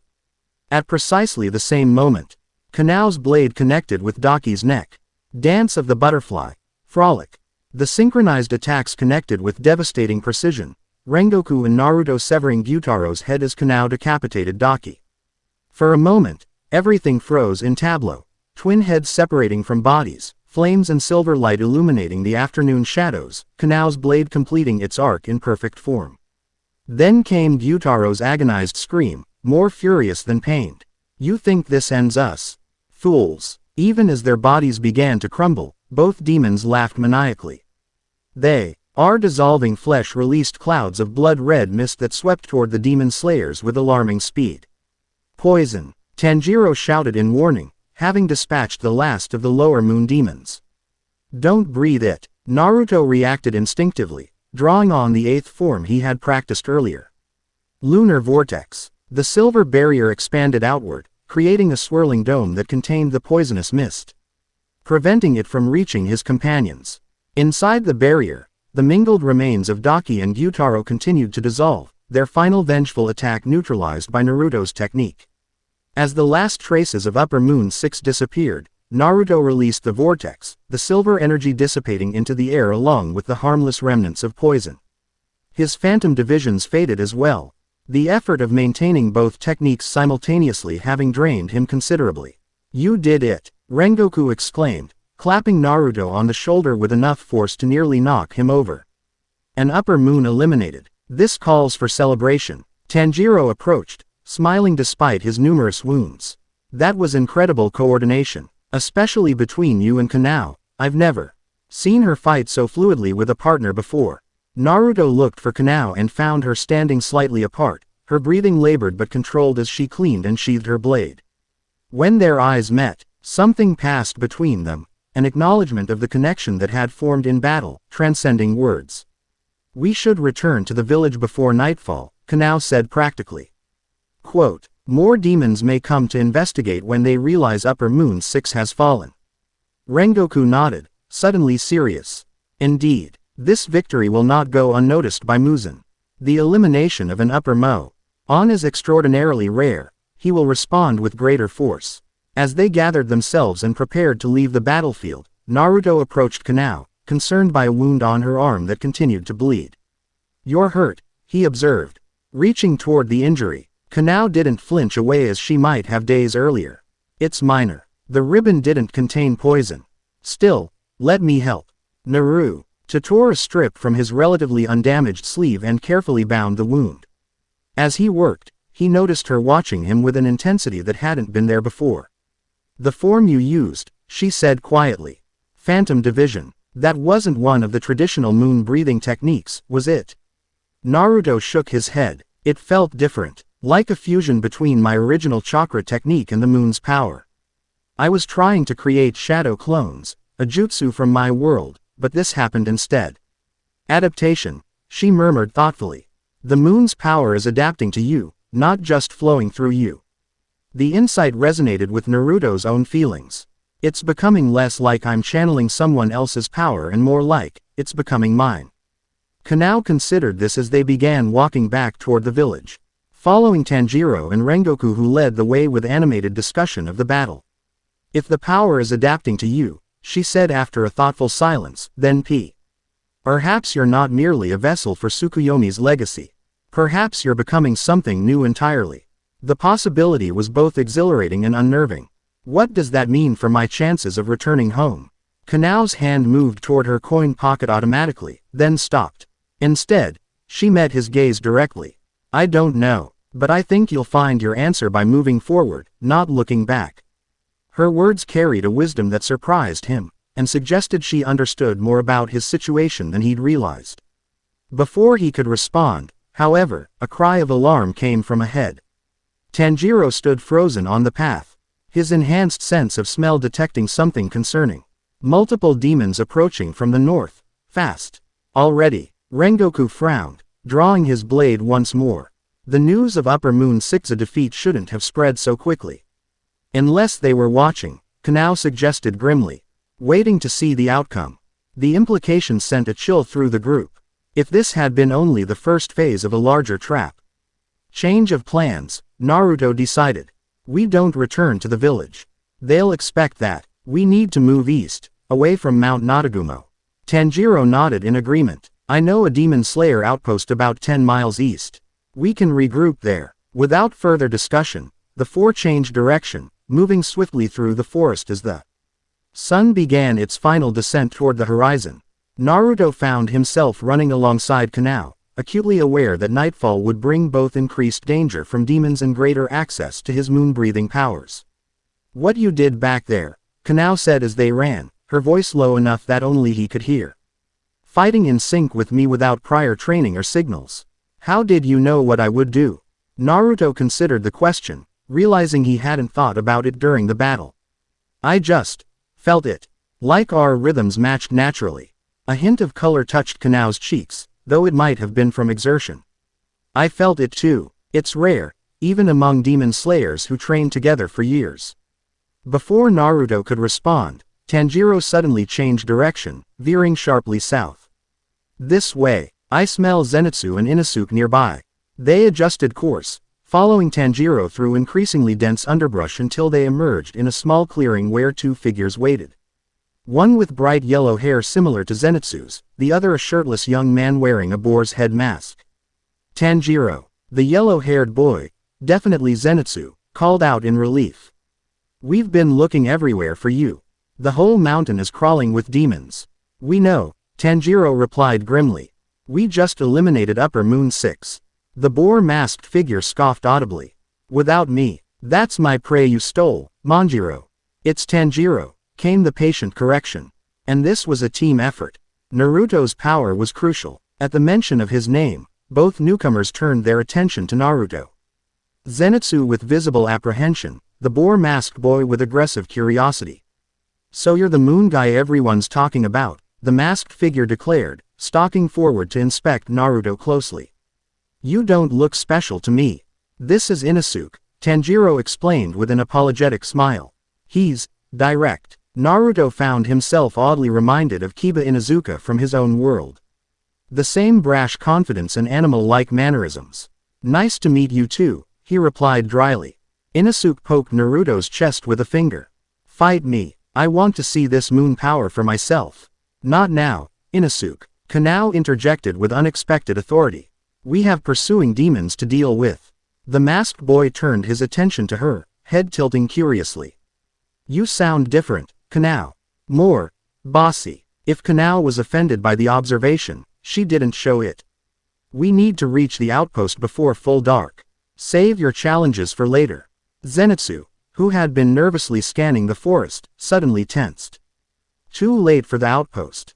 They're already here. As if on cue, the temperature dropped dramatically, frost crystallizing on nearby vegetation despite the season. From the trees emerged a tall, elegant figure with skin like polished ice and eyes that glowed pale blue in the dimming light.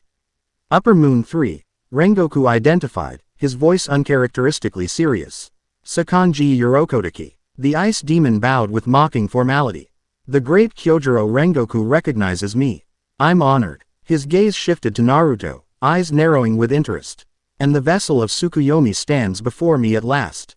Naruto felt the silver energy responding to the immediate danger, flowing more readily as the first stars appeared in the darkening sky. You knew we'd defeat Upper Moon 6. Of course, Sakanji replied with a cold smile. Daki and Gyutaro were expendable.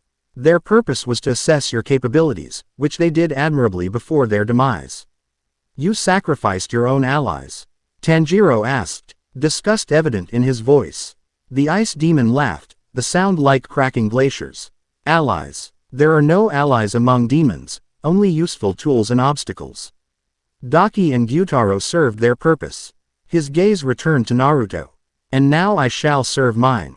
Without warning, the forest floor erupted in spikes of ice that shot upward with lethal intent. The group scattered, each moving in different directions to avoid impalement.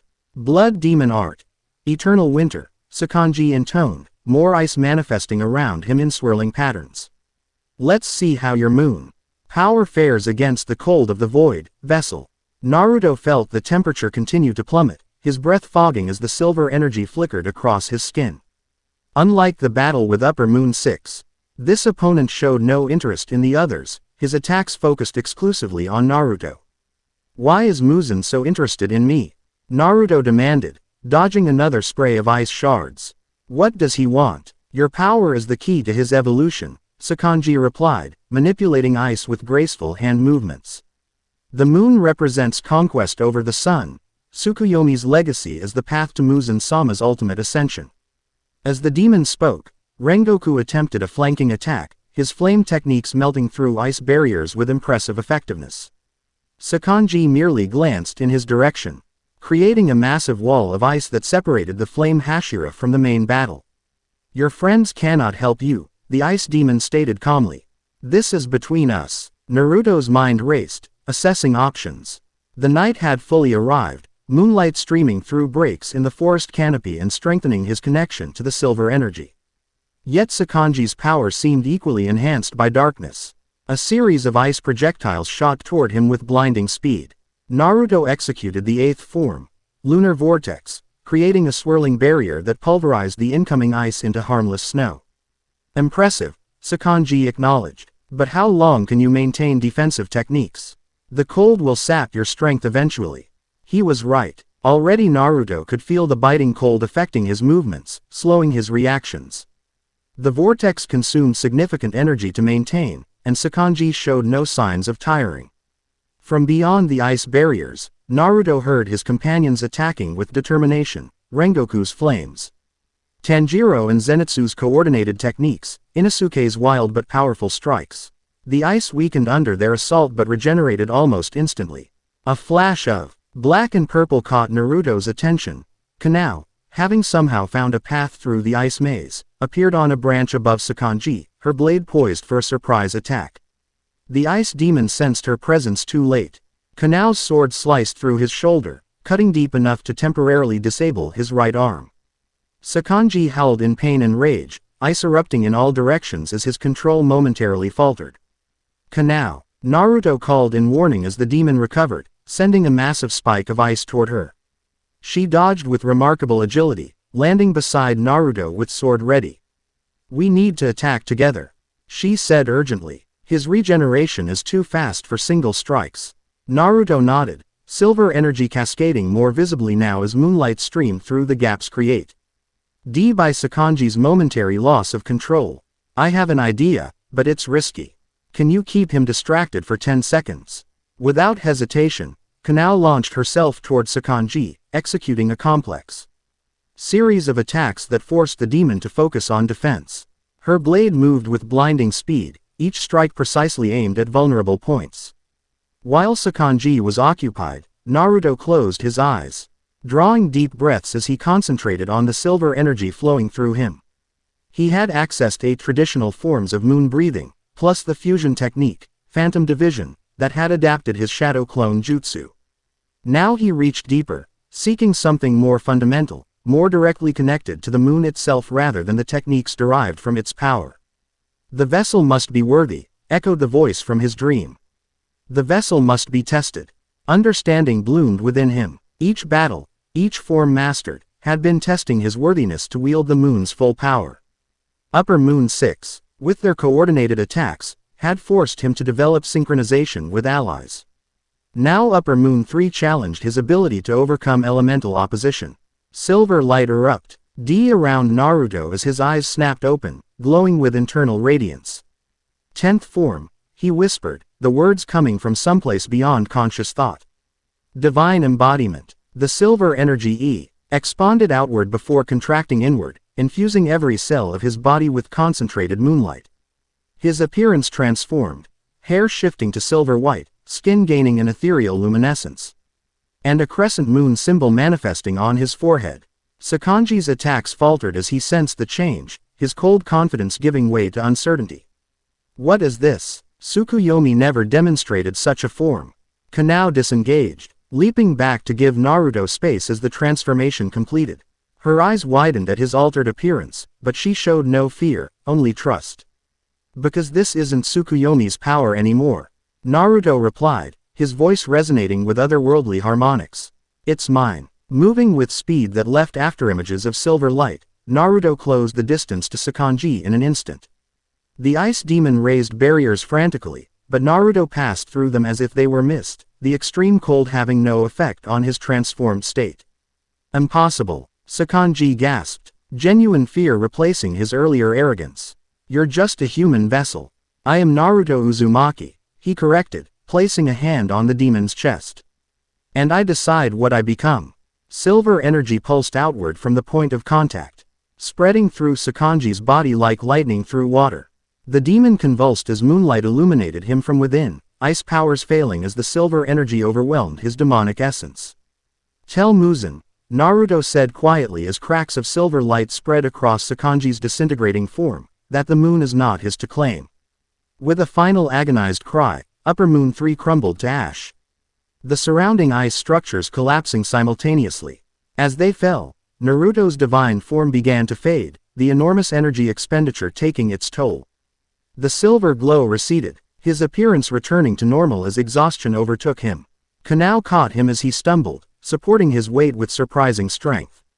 Naruto, are you all right? He managed a tired smile. Just drained. That form was intense. The ice barriers separating them from the others melted away, allowing Rengoku, Tanjiro, Zenitsu, and Inosuke to rejoin them. All four sta. Read at Naruto with varying degrees of awe and concern. You defeated an Upper Moon alone, Rengoku stated, genuine respect in his voice. In all my years as a Hashira, I've never witnessed such power. Zenitsu pointed accusingly, though his hand trembled. Your breathing sound changed completely. It was like listening to the moon itself. Awesome, Inosuke declared, punching the air enthusiastically. Now I really want to fight you. Tanjiro simply smiled, though his eyes reflected deeper understanding. You found your true form, didn't you? Not borrowed or inherited, but yours. Naruto nodded weakly, still leaning heavily on Kanao. It felt right, like everything before was preparation for that moment. We should move quickly, Kanao interjected, practical as always despite the momentous event they'd witnessed. 2 Upper Moons defeated in one day will bring severe consequences. We need safe shelter. Rengoku nodded in agreement. The outpost Tanjiro mentioned as our best option. Can you travel, Uzumaki-san? Naruto straightened, finding his strength returning gradually as the initial exhaustion passed.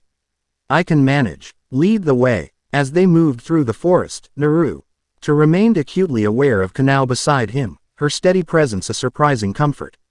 Though she had released him once he could walk independently, she stayed close, her attention divided between watching for threats and monitoring his condition. Thank you, he said quietly as they followed the others. For distracting Sakanji. For trusting me without explanation. Kanao glanced at him, her purple eyes reflective in the moonlight. You didn't need to explain. I could see what you needed. The simple statement carried deeper significance than she perhaps intended. In his world, Naruto had formed many bonds through shared struggle and mutual understanding. But the connection developing with Kanao felt different, a resonance that transcended words, built on implicit trust rather than explained intentions. Your coin, he observed. You haven't used it once today. A faint blush colored her cheeks as she reached into her pocket, producing the small metal disc. I still have it. But you're making your own decisions now. She considered this, turning the coin over in her fingers. Not always. But more often. It feels strange. Frightening sometimes. Freedom usually is, Naruto replied with a gentle smile. But worth it. Kanao returned the coin to her pocket without flipping it, a small but significant gesture. We'll see. The Demon Slayer outpost proved to be a well-concealed structure built into a hillside, reinforced with wisteria-infused materials that repelled demons. Inside, medical supplies and provisions allowed the group to tend their wounds and recover their strength. As night deepened, Rengoku organized watch rotations, insisting that everyone get at least some rest despite the heightened danger. Naruto found himself sharing the second watch with Kanao, both of them positioned on the outpost's roof where they could observe the surrounding forest. Moonlight bathed the landscape in silver, strengthening Naruto's recovering energy but no longer triggering the involuntary manifestation of his powers. Since the divine embodiment form, he felt different, more in control of the moon's energy, less like a conduit and more like a true wielder. You seem stronger, Kanao observed as they sat side by side, her keen eyes missing nothing. More stable, Naruto nodded, examining his hands where silver energy now flickered at will rather than automatically. The 10th form changed something fundamental. It's like, before, I was learning to speak the moon's language. Now we understand each other. Divine embodiment, Kanao murmured.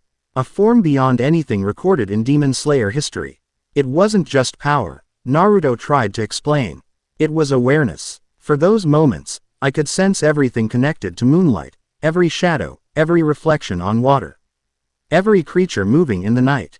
Kanao listened with rapt attention, her usual reserve softened by genuine curiosity. Could you sense us, your allies? Yes, you most clearly of all. The admission came naturally, though its implications made Naruto pause. Your presence felt familiar somehow. Resonant. The slight widening of her eyes suggested this information surprised her. Her hand moved toward her coin pocket but stopped halfway, returning to her lap as she made a conscious decision to respond without its guidance. When you transformed, she said hesitantly, I felt something too.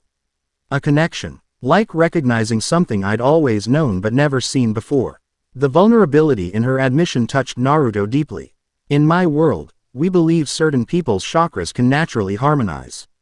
It's rare, but when it happens, their combined strength exceeds what either could achieve alone. Is that what happened when we fought together against Daki and Gyutaro? Maybe, Naruto acknowledged, but I think it's more than just combat synergy. Silence fell between them, comfortable yet charged with unspoken possibilities. The moonlight seemed to intensify around them, as if responding to their shared awareness. Tell me about your world, Kanao requested suddenly. Your home. The question caught Naruto off guard. It was the first time she'd shown interest in his origins rather than his current abilities. Konoha is a hidden village in the land of fire, he began, memories flowing easily. Built in a forest with mountains carved with the faces of our leaders, the Hokage. I always wanted to have my face up there someday. You wanted to be a leader. Naruto smiled at the memory of his younger self's brash declarations. I wanted acknowledgement, to be seen as someone worthy of respect. I was alone for much of my childhood. Something in his tone must have conveyed more than his words, for Kanao's expression softened with understanding. Me too, she said quietly. Before the Kocho sisters found me, I was nothing. A tool without purpose. The parallel between their experiences created a deeper connection. What happened? Naruto asked gently. Kanao hesitated, then reached for her coin. Not to flip it, but to hold it as she spoke. I was sold by my parents. Passed between owners until Kanae and Shinobu Kocho purchased me.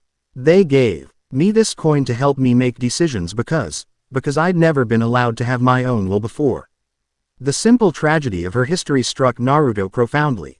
His isolation had been painful, but he'd always been free to choose his own path. Kanao had been denied even that fundamental right. And now, he asked, what do you want for yourself? She looked genuinely perplexed by the question. Want, dreams, goals, things that matter to you personally, not what others expect. Kanao stared at the coin in her palm, moonlight gleaming on its surface. I never thought about it that way. Serving the Demon Slayer Corps, honoring Kanae's memory, following Shinobu's guidance, those were purpose enough. Those are noble purposes, Naruto acknowledged. But they're still defined by others. What makes Kanao happy? What does Kanao want to see or do or become? The question seemed to unsettle her deeply. Her fingers closed around the coin as she looked out over the moonlit forest. I don't know, she admitted finally. I've never asked myself that question. Maybe it's time to start, Naruto suggested gently. She turned to face him fully, purple eyes searching his with unexpected intensity. What about you? Do you still want to return to your world? The question struck at the heart of Naruto's own uncertainty. Days ago, the answer would have been an unequivocal yes. Now, after connecting with the moon's power, after fighting alongside these brave companions, after developing this unusual bond with Kanao, the answer was less clear. I have people I care about there, he said honestly. Responsibilities. Bonds that I treasure. But, she prompted when he trailed off. But I'm finding bonds here too, he admitted. Connections that feel significant. Their eyes met in the moonlight, the unspoken implications hanging between them. Whatever was developing between them transcended simple battlefield alliance or even friendship. It resonated on a deeper level that neither fully understood but both increasingly acknowledged. The moment was interrupted by a distant sound, a haunting flute melody drifting through the night air. Both tensed immediately, recognizing the unnatural quality of the music. Demon, Kanao whispered, hand moving to her sword hilt. Naruto nodded, silver energy already flowing more readily through his system. But not attacking, almost like a message. The melody continued, weaving complex patterns that seemed almost like language. Though neither could interpret the specific meaning, the intent was clear. This was deliberate communication, not random music. From the outpost entrance below, Tanjiro emerged, his enhanced senses having detected the sound as well. Do you hear that? He called up to them. Yes, Naruto confirmed. Any idea what it means? Tanjiro shook his head, joining them on the roof with silent agility. Nothing specific, but the scent accompanying it is strange.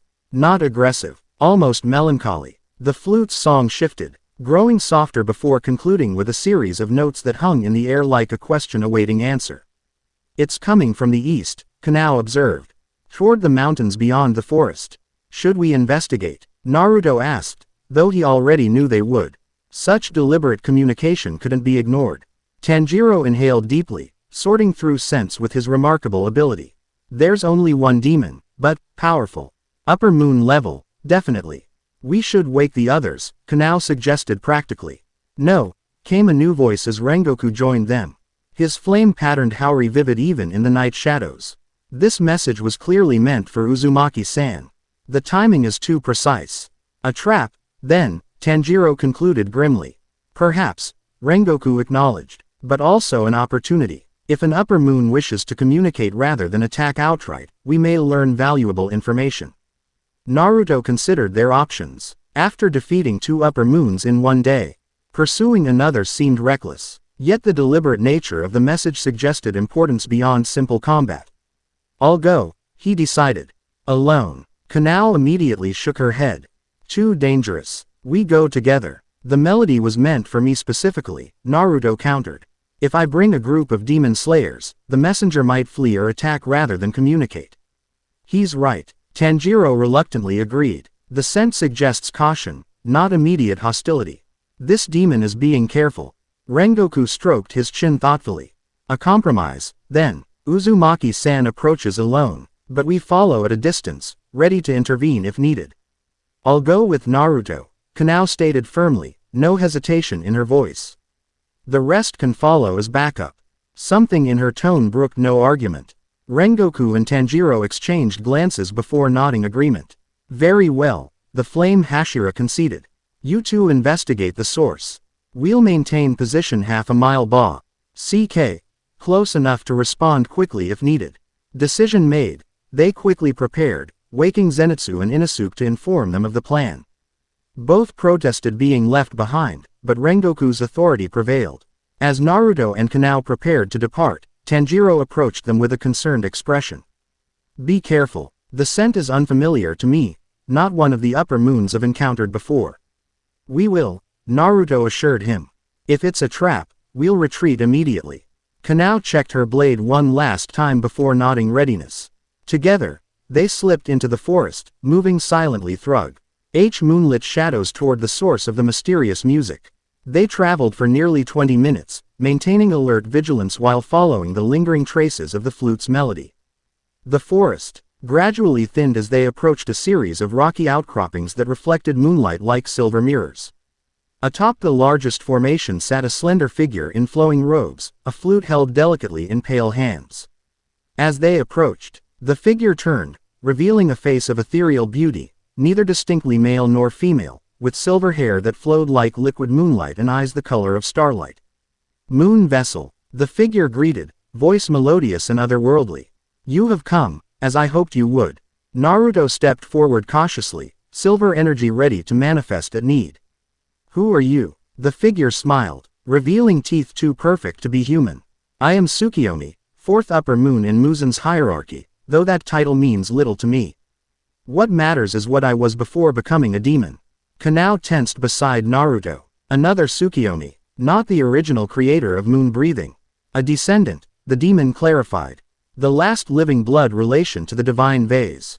Cell before the lineage was thought extinguished. Until you appeared, Moon Child. The demon's gaze fixed on Naruto with disturbing intensity. You carry his essence, his power, yet you are not of his blood. A paradox that intrigues me greatly. What do you want? Naruto asked directly. Tsukiyomi gestured gracefully to the space beside them.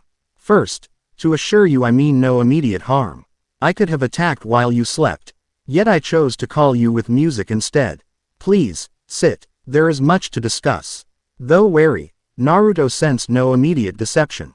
He sat cross-legged on the stone. Kanao joining him with one hand remaining near her sword hilt.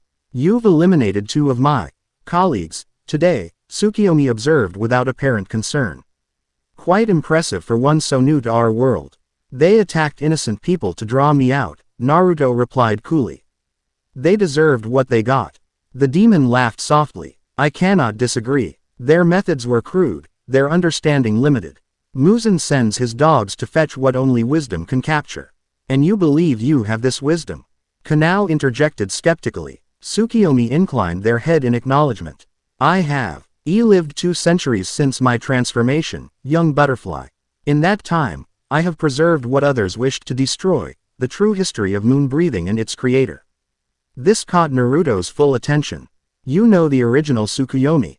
The first moon vessel. I knew him as my ancestor, through stories passed through generations, the demon corrected. But since becoming a demon, they accessed memories beyond my human limitations, including fragments of his original knowledge. Tsukiyomi raised the flute, its surface gleaming with inlaid silver that formed complex patterns reminiscent of MoonBreathing stances. This instrument belonged to him. Through it, I can sometimes hear his voice across the centuries. Why tell us this? Kanao asked. As an upper moon, you serve Muzen. We are enemies by definition. A shadow passed across Tsukiyomi's perfect features. My service to Muzen is complicated. I accepted transformation to preserve knowledge that would otherwise have been lost. A bargain I have often regretted. The demon turned to Naruto with renewed focus. You accessed the 10th form today. Divine embodiment. A technique even my ancestor rarely employed due to its demands on the vessel. Naruto nodded cautiously. It happened instinctively, in response to danger. Not merely danger, Tsukiyomi corrected. Worthiness. The moon's power responds to specific qualities in its vessel, courage, yes. But also harmony with others, willingness to protect, and the capacity to evolve beyond inherited limitations. The demon's gaze shifted briefly to Kanao. Your presence catalyzes his power. You've noticed this, I'm sure. Kanao's eyes widened slightly, but she maintained her composure. What are you suggesting? In the original scrolls of MoonBreathing, there were not 1 but 2 divine vessels. Tsukiyomi explained. The primary vessel channeled the moon's direct power, what your friend has demonstrated. But there was also a secondary vessel, one who reflected and refined that power, directing it with precision and purpose. The implication hung in the air between them. Naruto glanced at Kanao, seeing her process this information with characteristic thoughtfulness. You believe I could be this secondary vessel? She asked eventually. Tsukiyomi nodded. The resonance between you is unmistakable to one who knows the signs. Your breathing already begins to synchronize with his when you fight together. Given time and proper guidance, you could develop abilities beyond conventional breathing techniques. Naruto's mind raced with possibilities and concerns. Why are you telling us this? What do you gain? The demon's expression grew solemn. Muzen seeks the moon's power to overcome his fatal weakness to sunlight. If he succeeds, nothing will stop him. This world will fall to endless night and endless feeding. And you oppose this? Kanao asked skeptically. Why would an upper moon betray Muzen? Because I was human once, Tsukiyomi replied simply. Because I remember what it meant to protect rather than devour. Because 2 centuries of existence have taught me that some powers should remain balanced, not conquered. The demon rose gracefully, moonlight seeming to pass through their translucent form. Muzan knows you have awakened the 10th form. He will send the remaining upper moons to capture you, all at once, not in sequence as before. You have perhaps 2 days before they converge on your position. Why not join us, then? Naruto challenged. If you truly oppose Muzan's plans, fight with us. Tsukiyomi smiled sadly. My blood binds me to him. I cannot directly oppose him without destroying myself. But I can provide knowledge that might help you survive what comes.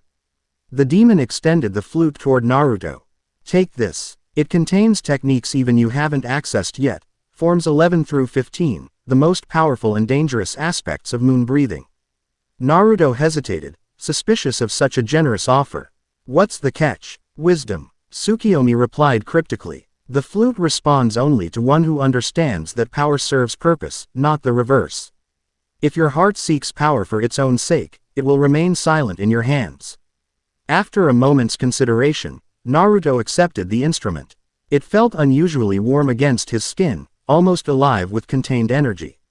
One final warning, Tsukiyomi added, stepping backward toward the edge of the rocky outcropping. The original Tsukuyomi was not just a human blessed by the moon. He was an aspect of the moon itself, incarnated in human form to experience mortality. When his human vessel died, his divine essence returned to the heavens, but not completely. The demon's form began to dissolve into mist that sparkled with moonlight. Part of him has waited centuries for a worthy successor. As you grow stronger, that waiting essence stirs.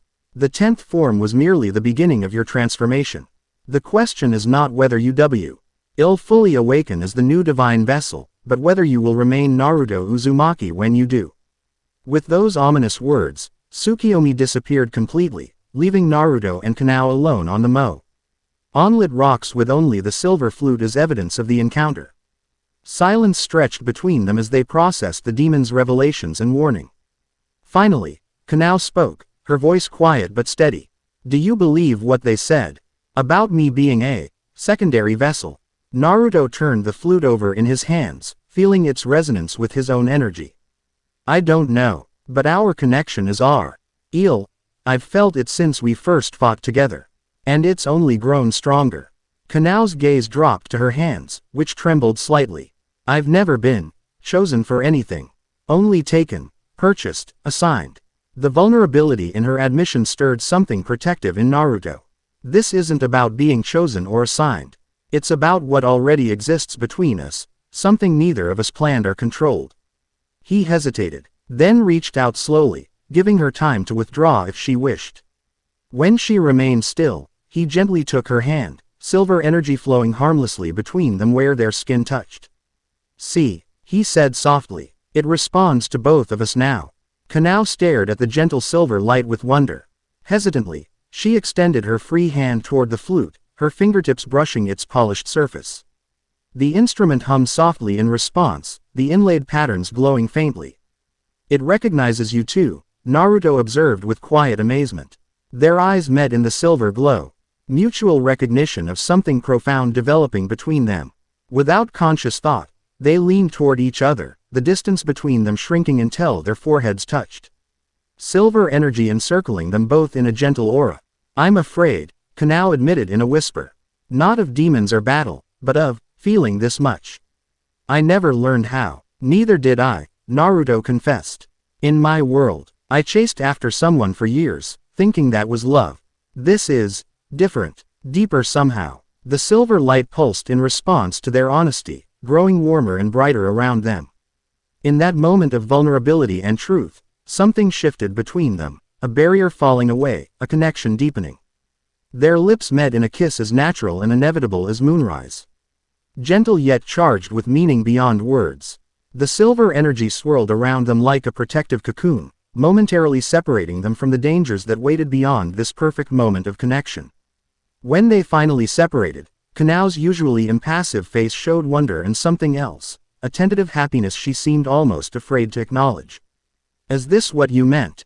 She asked softly. About knowing what I want for myself. Naruto smiled, his heart full in a way he'd never experienced. It's a start. The sound of approaching footsteps broke the intimate moment. They turned to see Tanjiro, Rengoku, Zenitsu, and Inosuke approaching, concern evident in their expressions.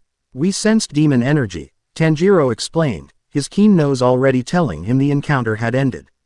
Are you both all right? Naruto and Kanao exchanged a brief glance, a world of shared understanding passing between them in that silent communication. We're fine, Naruto assured the group, carefully tucking the flute into his belt. But we have important information, and not much time. As they rejoined their companions, explaining Tsukiyomi's warnings about Muzen's imminent attack, Yuto remained acutely aware of Kanao beside him. Whatever challenges awaited them, upper moons, Muzen himself, or the mysterious divine awakening Tsukiyomi had warned about, they would face them together.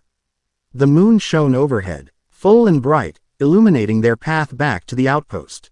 Within its silver light, Naruto sensed both promise and warning, power that could save this world or transform him beyond recognition. 2 days until Muzen's forces converged. 2 days to prepare for the greatest battle of his life in this strange world. 2 days to understand what it meant to be both himself the vessel of something ancient and divine. 2 days to decide whether the growing feelings between him and Kanao were worth risking everything for. As they walked, her hand found his briefly, easing once before releasing, a gesture more meaningful than any words could have been. In that simple touch lay her answer, and his. Whatever came next, they would face it together. Chapter 2 End.